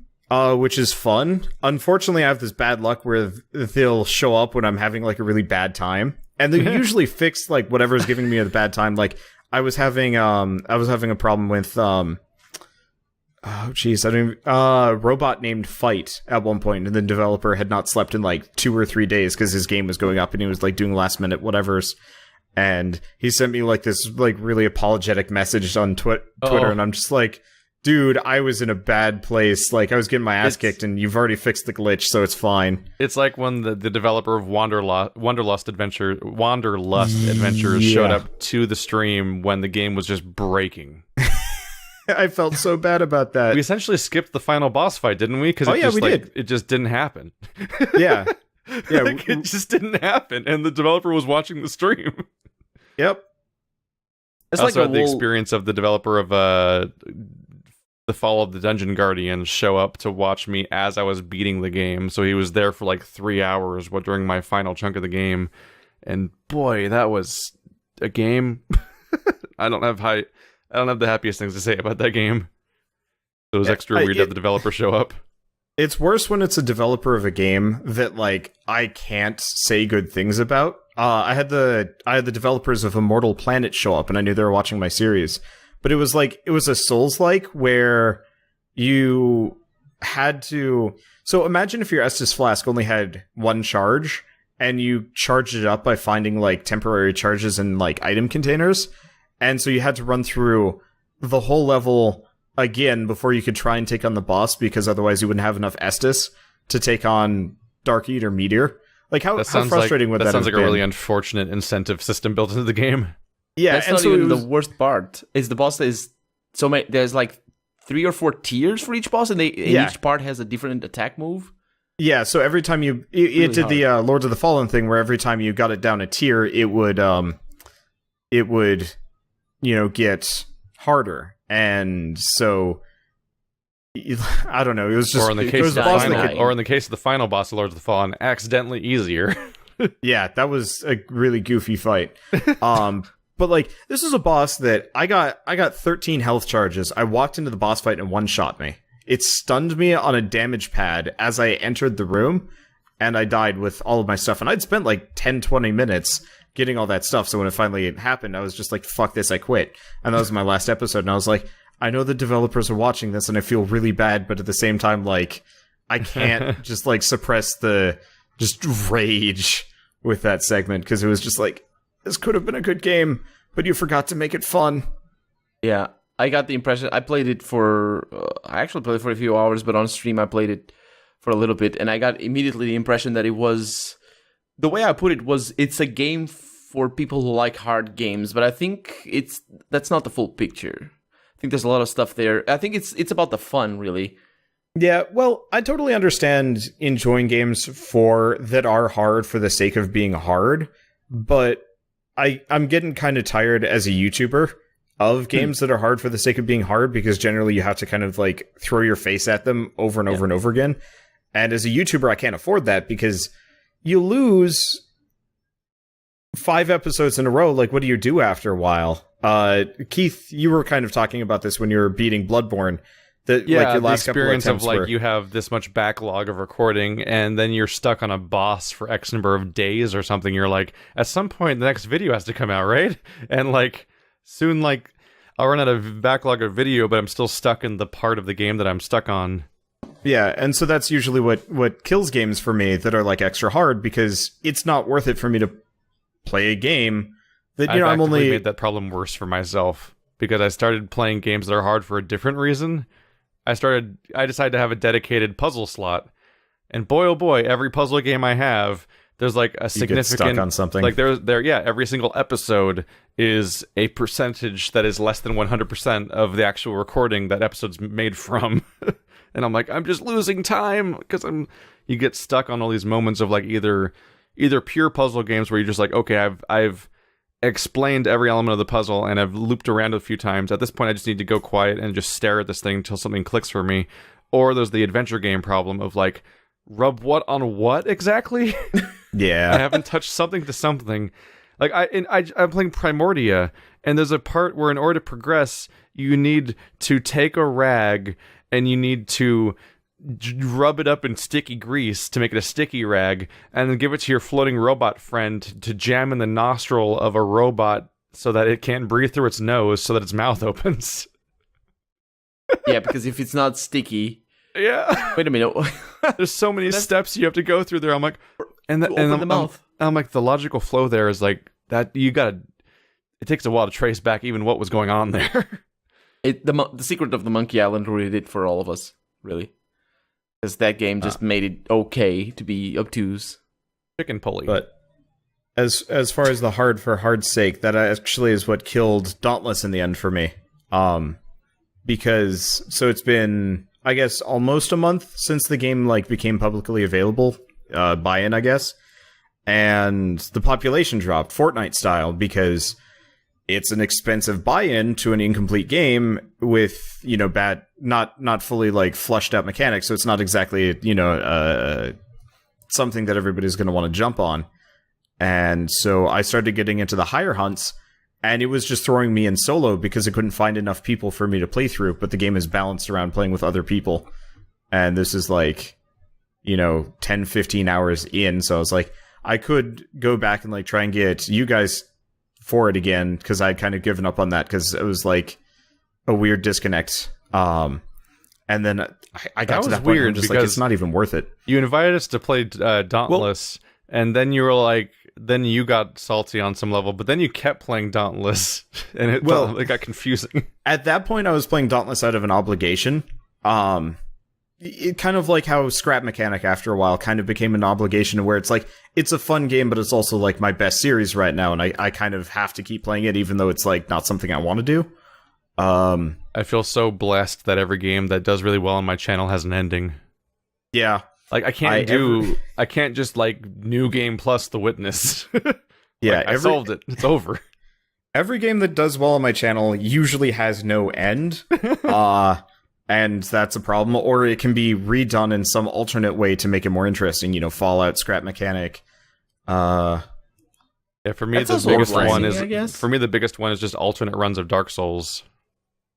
Yeah. Hmm. But those are kind of fun because there's also kind of an ending, and people like aren't going to just say like, okay, do another one next. After a while, people also get sick of those. What were you saying a second ago, Colonel RPG? I think that's also a blessing. I mean, I understand the pain of the need that people get for just more and more. But if you can, especially with Fall 4 for you, Wonder, like you can always come back to it later. If you enjoy the game, you can always just get a new spin. And I hate Bethesda so much. It is the shittiest company, and like everything they do is poison. That went what about somewhere. horse armor? You can't say that. The new DLC thing. Like I love the idea of Fallout, Skyrim. All of the Bethesda games are generally actually really cool ideas that I'd love to play. But Bethesda, like the Pray for the Gods thing, the stupid paid mods thing, all of that is just like, I just want to stay away from that genre, that series, that publisher as much as possible. You know, I'll play their kind of like the games that they publish but aren't making in-house just because. But even then, I feel like guilty about it because, like, I felt bad about playing Prey because the fucking Pray for the Gods, like, but you can't have the word Prey in your game title, and we're gonna sue you even though we don't have the right, but we got the money and you don't. So ha ha ha ha. You had to deal with a double whammy of that at one point because you were playing Prey and Persona 5 at the same time. They both have like this background darkness that tinges upon what is otherwise a Game of the Year contender. Yeah, exactly. Like, Persona 5 is quite possibly one of the best JRPGs I've ever played, and, like, Atlas... The hilarious part is... It's the second best reviewed Game of the Year, or third, but second if you don't count Mario Kart 8's re-release as being legit. Yeah. Just a port. That doesn't count. And don't forget the whole not giving access to... not giving review copies before release. Oh yeah, but that's new approach is like, no game can be hurt by negative reviews now because we'll just not give out review copies for any of our games. They'll get them on release, so they have to like they have to do those review in progresses and stuff like that. I hate those. That's part of the reason why like Shadow of War is so sketchy for me extra, because it's like they already have that like reputation for that, and then all the stuff leading up to it looks terrible too. A review in progress is always really bad too, because often a lot of games give extra attention to the very beginning of a game.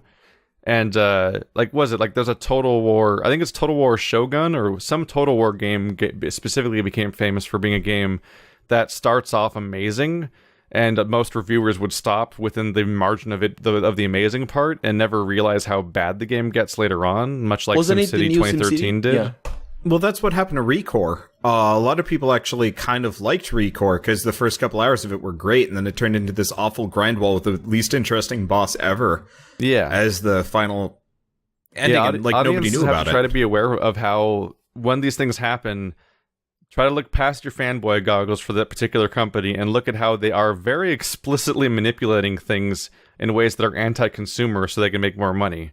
Like that's like they're only hurting you. And it's worth looking at these things in that term. I think all things considered, there's a lot of companies that do that. I as much of a bone as I have to pick with Bethesda myself, they're not the worst. But I remember having a talk about this on stream about Bethesda, and I gave something that actually I thought about later. I gave an example. I remember when Horse Armor, that I just mentioned, came out for Oblivion. That was the first DLC that came out. I think it came out very close to release as well, like a month or two. I don't harbor any ill will for Horse Armor. It's just funny. But like that was like so early in DLC. Although to be fair, like Halo 2 came out like 2 or 3 years earlier and had DLC on the original Xbox. Yeah, and those were substantial expansion content where like every map pack was like several maps for $10 as opposed to but that's Horse Armor. Yeah, like Diablo the extra maps had the same thing. Honestly, the extra maps was a terrible idea just because it splits your player base. Like you never want to do that. Yeah, I mean, if they you had have a they strong actually had a enough clever way of handling that. So they'd make one playlist. They would make separate playlists for the DLC as they came out. But then when a few months later the next DLC came out, the previous DLC became free in Halo 2. Ooh, So over I'm not sure time, if every map pack actually became free over time. The only people that had to pay for it were offline only people that had to buy it in disc form to play with their friends locally. Because the maps actually had disc releases back then. Yeah, I remember that. Yeah, That's but so weird. they figured out DLC for console games in 2004 with Halo 2. So that is the one weird part about the horse armor. I'm like, no, there actually are examples of DLC when this came out. The backlash for horse armor in particular, I think it was more in regards to how It was really unreasonably weird. priced. I think that was the main thing. It was like $5-6 for cosmetic armor for your horse. It's like, really? I think it was $2 for the horse armor in particular. I might be wrong though. It was But funny I watching remember- society be like, this will never take off, and then it took off like crazy. The cosmetic DLC. I think the headlines at the time were that, as weird as it sounds right now, was that Oblivion was Yeah, it becoming was only $2.50. yeah, $2.50. As weird as it sounds right now, I think the main complaint that I remember hearing in the official forums and in news sites was that Oblivion was becoming pay to win, as it were, because the horse armor actually has an effect in game, and if you didn't buy that, you had a worse horse. Meanwhile, And- as an Oblivion player, I was like, horses, no. Yeah. Oh yeah. The horses just seemed like a nightmare. Almost 'Cause every that- almost they every were. open world video game actively becomes less fun the moment you try to use a horse in it. You're like, oh Yeah.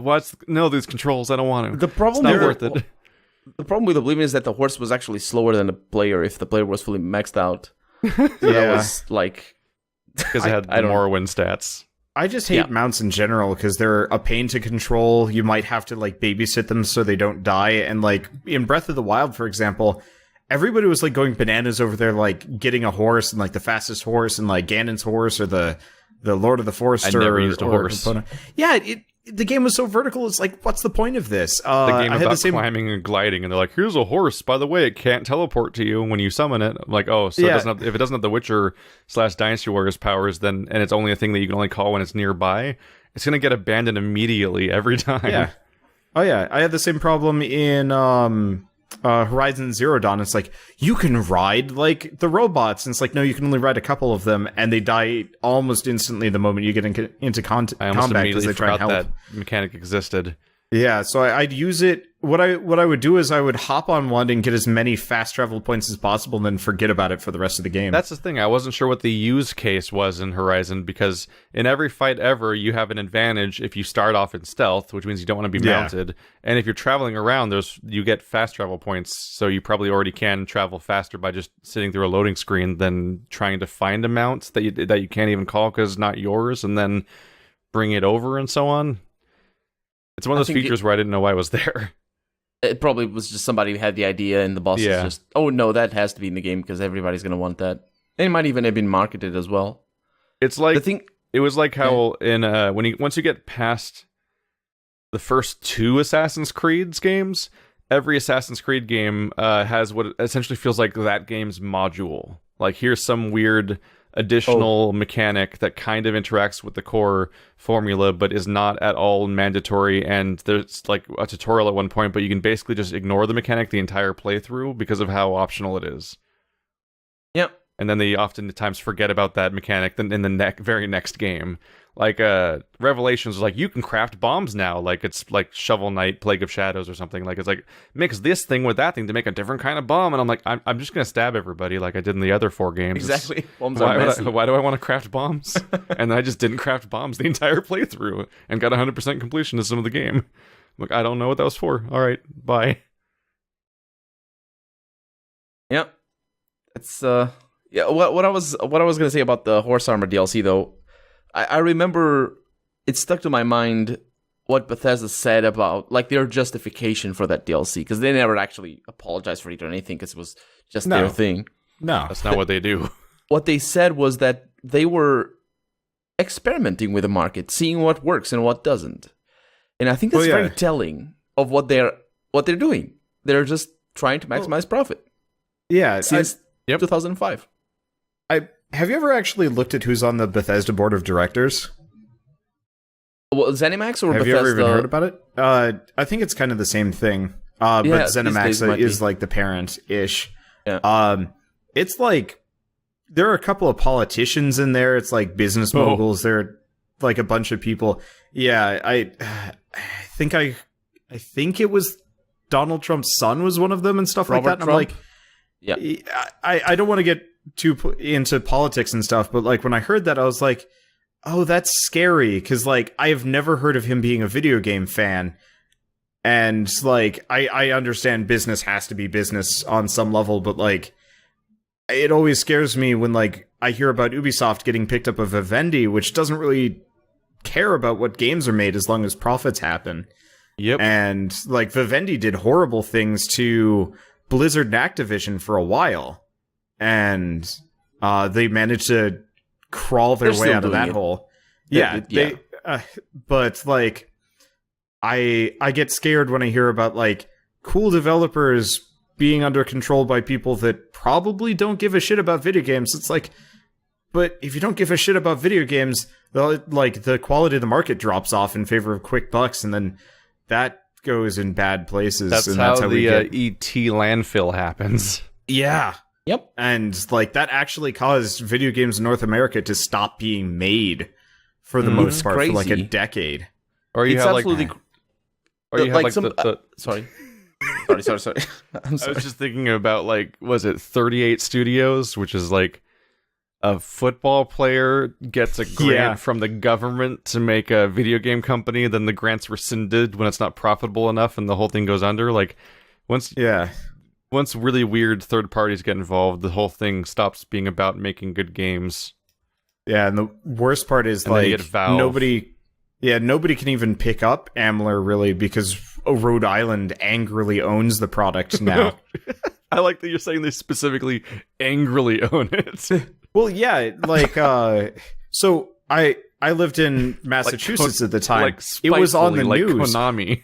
They're really upset about it, but they're not going to sell it. The governor came out and condemned like people in relation to the product because oh my god.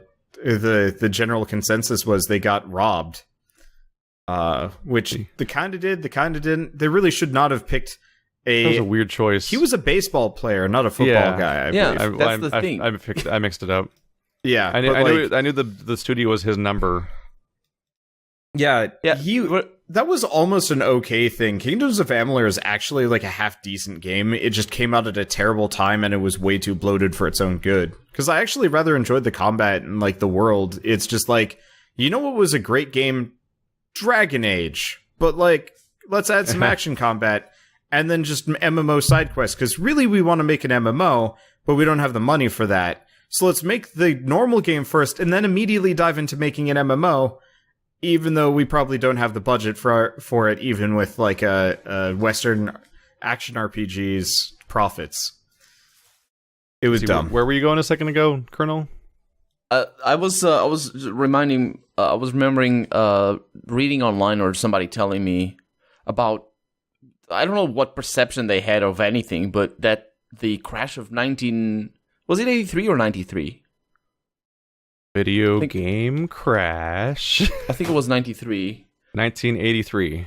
83, okay. It'd have to be the oldies, because by the time I was born, and that was like when the Super Nintendo was happening in the early 90s. Yeah. That wasn't really a video game crash.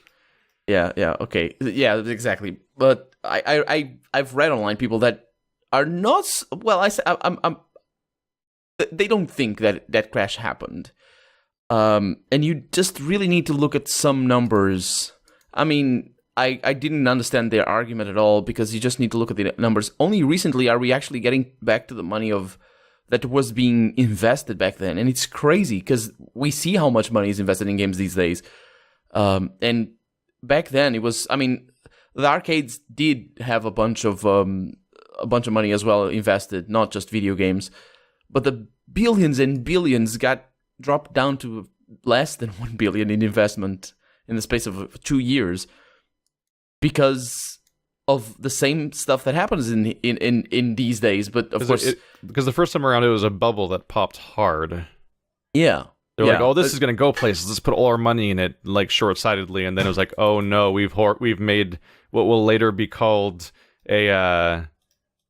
crap, what's the name of the U-Draw company?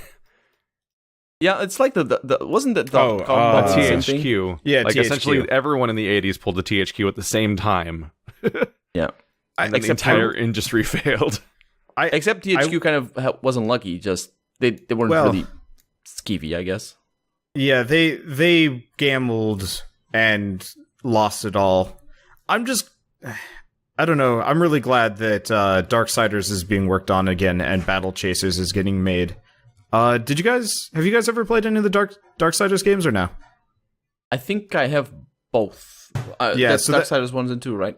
Darksiders was like the War God of War Death. Zelda mashup. Yeah. Oh no, I got bored in the first one and just kind of stopped. I think I reached a part where you run around on a horse in an arena at one point, and there's a big old sandworm. Over the course of that game, I felt like I just wasn't engaged in its combat at all, and I just kind of petered off and stopped. I personally loved it, but I think part of it is, like, as an artist, Darksiders has one of the best visual styles when they actually, like, tried. The problem is Darksiders 1 had a terrible setting, but really, like, kind of tighter design flow. And then Darksiders 2 had a much better setting, but they went Diablo with it and, like, added loot treadmills and yeah. So they made that formula didn't need at all, because the first game, the first game was clearly trying to be Zelda. Yeah, and the second game Zelda was like, God what of if War loot? kind of... It couldn't decide if it wanted to be Zelda or God of War, and I actually thought it was kind of compelling, because I never really liked Zelda combat that much. I still don't like it. I tolerate it because it's okay. I guess we could talk about that, actually, is that I'm playing Ocarina of Time for the first time right now. Yeah. Like... that's your reaction? Or mixed responses. Zelda combat would be great if it incorporated a couple more, like, Soulsy mechanics, like just a little bit here and there, because I like the idea of the combat, and it was like kind of the first Soulsy style, but the enemies just never felt tight. Well, I don't know. You talk about it. I'll formulate my thoughts. What, just the Zelda combat, basically? Yeah. There's a weirdness to it. So I haven't played any of the intermediate Zelda games at all. I played Breath of the Wild, which I actually think has interesting combat in some ways, mostly because of the sheer number of options you get to screw around with during fights. So, like, it's really amusing to be like, oh, there's an enemy camp. I'm going to hang glide over them and drop bombs on them, then land in the middle of them with a plunging attack from an attack that does an AoE lightning spell or something. And, like, you can do all these weird tricks along the way, and you can approach it how you want to, much like you would in, like, Metal Gear Solid 5. I agree with you 100% on that. The only thing I didn't like about it is in, like, a direct combat with somebody else, they always felt like they had way too much HP. And I got really bored of, like, spending 2 weapons on, like, a white moblin. I'm like, I like Souls because... I mostly just avoided major enemies most of the time until it was actually a boss. Oh, see, I was very committed to trying to max out all of my equipment, and, like, some of them involved fighting a bunch of those... What are the centaur guys called again? The Lionels. Yeah, which everyone got on me for, because I was like, these haven't been in a Zelda game before, have they? Apparently they're from the first one. Apparently they're from the first Zelda game ever. There was Lionels. But so for me, the Lionels were kind of a neat thing. But after the first one, which is the weakest one, and I, like, burnt through most of my weapons on, it's like, no, if I want to fight any Lionel, I have to, like, farm up a bunch of weapons and food just to be able to fight this thing, because it's just such a long fight. And I'm like, just cut it down or make it drop more or something, because, like, I don't want to farm on an enemy. That's no fun. I just avoided that because I knew it was going to be a dark place to go down, basically. Yeah. But for Breath of the Wild, you can compare that to other games that have combat in them. Yeah. But when I play Ocarina of Time, speaking specifically about the combat, I think it's honestly most fair to compare it to, like, Rareware games, like Banjo-Kazooie. Yes. Oh, yeah. Like, it's not... Like, the actual combat itself... Like, I think the more I play this game, the more I still will support the argument that people often disagree with, that I do think Zelda actually is an RPG, at least in video game terms. Like, I'll often dispute the idea of whether or not RPGs are RPGs in video games, because I'm like, you don't role play in these games. What the hell? But if in the umbrella of what we consider RPGs to be in video games and the agreed upon global definition, I still think games like Ocarina of Time are RPGs. They have all the same systems overall. But as far as gameplay goes, yeah, it is, especially the combat, and especially against bosses or even like even regular enemies, it often feels more like Banjo-Kazooie than anything else. Like, it's a very simplistic combat system, and often like a very specific thing will be like the weakness of each enemy, like some sort of like, I do the butt pound and they fall over, but except it's like I throw the Deku nut. And the boss fights are always like, here's the gimmick, and you have to beat the gimmick. Like, there's a fight where Ganon is coming out of a bunch of different paintings that are all around a room. That fight scared the shit out of me. That's actually what killed Ocarina of Time for me as a kid, because I couldn't deal with him coming from the mirrors, because Ganon already was a scary concept for, 11-year-old me. And weird, so, long face. Add multiple Ganons on a horse coming from nowhere. I, like, handed the controller to my brother, and I'm like, you do it. I'm leaving the room. Yeah, when I look at the fight of Ganon coming out of two mirrors at once, or two paintings at once, and one of them's the fake one of them's the real one, and you got to hit him before he does the lightning attack, and you do that 3 times, and all that stuff that's going on there, the moment I hit that especially, I was like, yeah, this isn't like Dark Souls or Darksiders or God of War or any combat-oriented game. This is like a Gruntilda fight. Like, you walk around and press the button at the right time to defeat its weak point, and then you move on, basically. And it's like, so I find myself wanting to recontextualize the game because of that. Like, not like the combat level, all the combat decisions are definitely more Nintendo 64 platformer oriented, as opposed to like guy with sword oriented, like the way you assume a game will be like when you're playing with the sword. And I don't have an issue with that, because I loved those kinds of games back then too. But it's definitely a shock moment when you realize that's what the game is. I wish. Didn't the original Zelda team also weren't they the Mario team as well? Probably. I don't know. So I don't know how big the team was in Nintendo in 64 era to begin with. Oh, no, I'm talking about the original Mario, I understand. I misunderstood what you're saying. Sorry, because I was still trying to process what you say, and I agree with you that has a lot of the trappings of what makes an RPG, especially on the Japanese side of things. Oh yeah, computer RPG, JRPGs, which are games where you don't role play anyway. Yeah, I mean, there's a lot. I definitely agree with you on when you call into question whether computer RPGs can be role playing games. But I was trying to process that, but because I've heard that, but for some reason I was thinking, but weren't they the same? And I'm trying to find online if they are the same team as the Mario one, but I can't figure that one out. I know that Miyamoto's cited as the origin for Mario and Pikmin and Zelda. Like, there's always the story about like what real life experience inspired the entire series, basically. Yeah. Be a gardening or like going around in caves and exploring as a kid, and wanted to replicate that as in a video game experience. Oh yeah, it's Miyamoto, who created both the series. So yeah, that's probably where I'm thinking. So the same lead designer, at least at that point, I think. In Ocarina, it's interesting.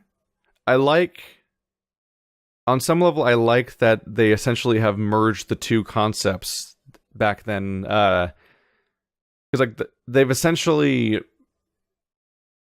like, it's full of side quests the way that you expect RPGs to be full of side quests, but those side quests are more akin to the weird random quirk stuff that shows up in like a Mario 64 or a Banjo-Kazooie, where a weird interaction with a snowman will result in you getting like that level's star or whatever, but in this case it'd be like a heart container and stuff like that, and that'll be part of the RPG progression as opposed to level progression.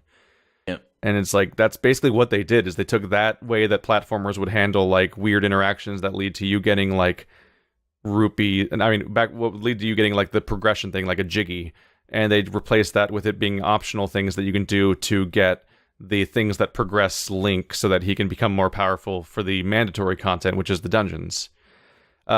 Main complaints I have about the game, which I really don't have that much to complain about. It's mostly just a little bit of shock of realizing what it is to some extent. But the main complaints I have is Z targeting is ass. Like Z targeting is genuinely garbage. And there's moments where there's platforming moments in the game, and every now and then you'll get a little bit frustrated with the fact that you can't jump in that game. Because in Ocarina of Time, you run at ledges and he auto jumps. And so that'd be perfect if the game always had gaps that are the same width apart, so you will always make the jump. But like I got to the beginning of the forest temple, and there's 2 trees. You have to jump from tree branch to get to a key that's required to beat that dungeon. And if you just jump from branch to branch, you'll either undershoot or overshoot the branch over and over again. So you have to get a really specific angle. And it really all boils down to, like, the whole reason you're having that problem is because you can't just press a jump button and actually control your jump arc. So you have to figure out, you have to essentially like put out a measuring stick of like, what angle do I have to be to make the jump exactly 5 feet? Because that's how far we'll jump no matter what. And it's very frustrating. And it doesn't come up too much, thankfully. But Z targeting is incredibly frustrating when you're used to games where you can just face an enemy and just press it. You like turn the camera towards an enemy or whatever and just click a stick and it just works. Z targeting in Ocarina of Time specifically, you have to just wait for Navi to just decide to float by a particular enemy, and then press the target button, and then it'll make you target that enemy. And I forgot about that. Yeah, Navi determines whether or not you can Z-target people, and the way that what controls that is really not super certain. And I think that if you're used to the game, it's much like the issue with Sonic Mania and people freaking out about me not knowing certain things. Like, if you play this as a child obsessively, you probably have like a muscle memory for how exactly to like coax all of Navi's behaviors. But as somebody that's just playing it for the first time now, I'm like, what is wrong with you, Navi? And also, why does Navi determine who I can Z-target onto? Because I've played lock-on targeting games for 10 years now, so I'm like, why? So it's a problem that's been fixed in the meantime. So going back to when it wasn't fixed yet is like, it's interesting that someone thought this was a good idea at some point. It's not a game-breaking giant problem, but there's definitely moments of like, just lock, no, I'm trying to fight the Liz, no. And you're trying to fight the Lizalfos, and you're pressing the Z target button, and it's just making the camera center behind Link instead of locking onto the enemy. You're like, no, I'm trying to fight him.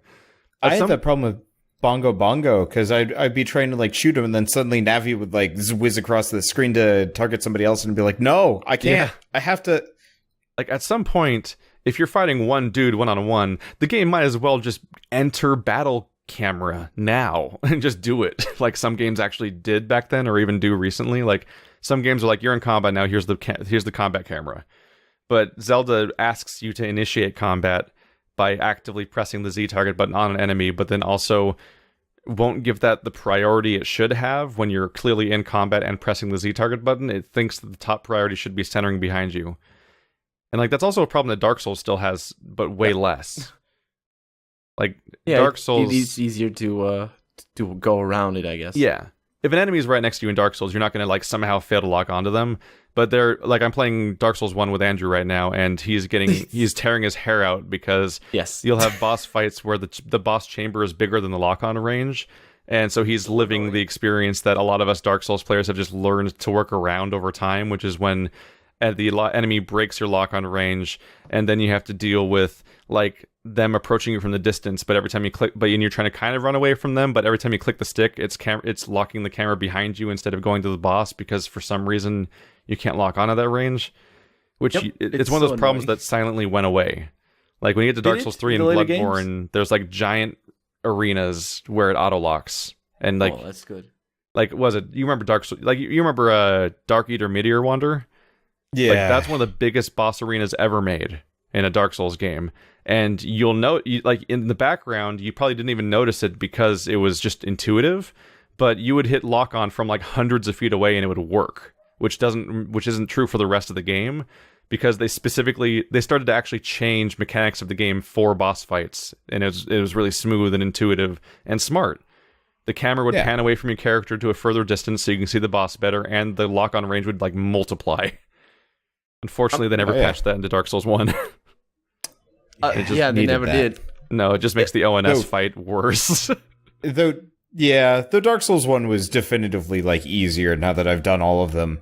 Oh yeah, I think so like, as well. When Bird and I did, I mean, Effectively, I started with 1, but I never finished it. I beat 2 on my own, but never the DLC. Played 2 with Bird, and then 3 with everybody, and then we went back to play 1, just Bird and myself, and we just rolled it, save for like a couple of weird bits and like problems, and just like the differences between all of them. But going back to 1, apart from the technical problems, that game is actually rather easy compared to everything else. It's a game known for being brutally difficult that in hindsight, after playing all 5 games, almost becomes quaint.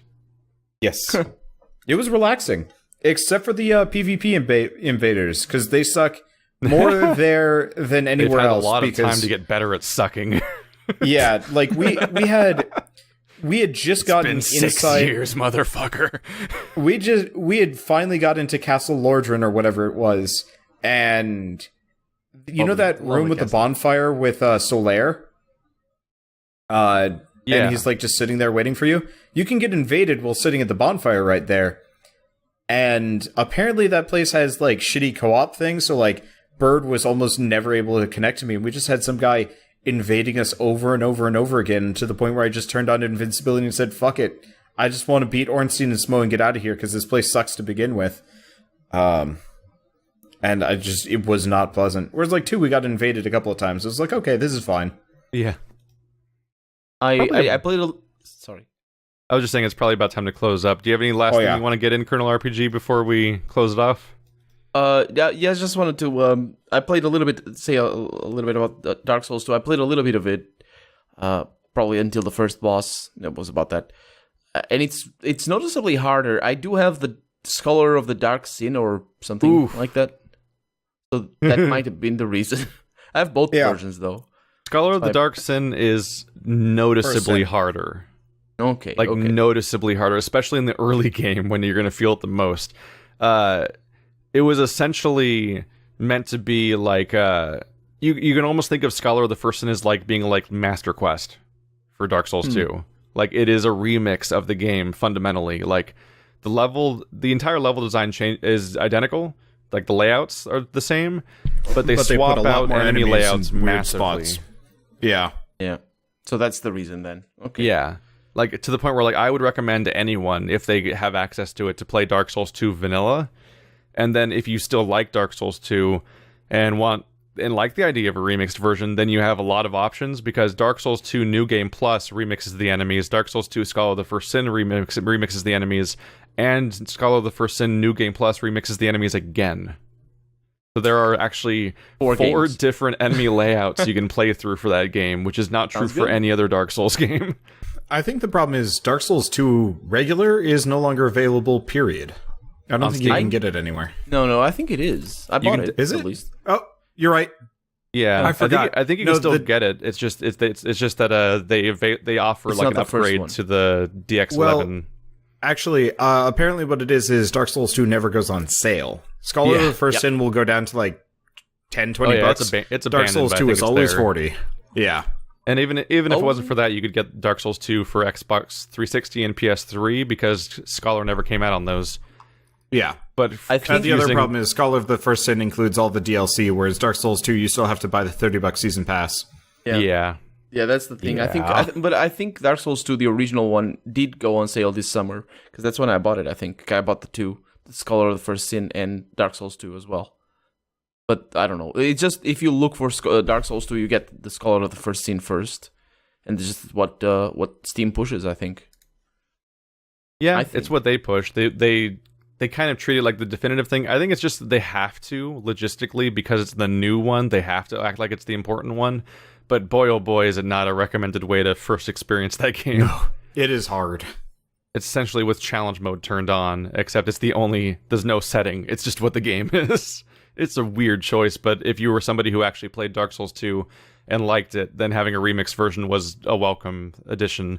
But as an outsider experience, it's so confusing and weird. Well, I'm looking forward to it, for sure.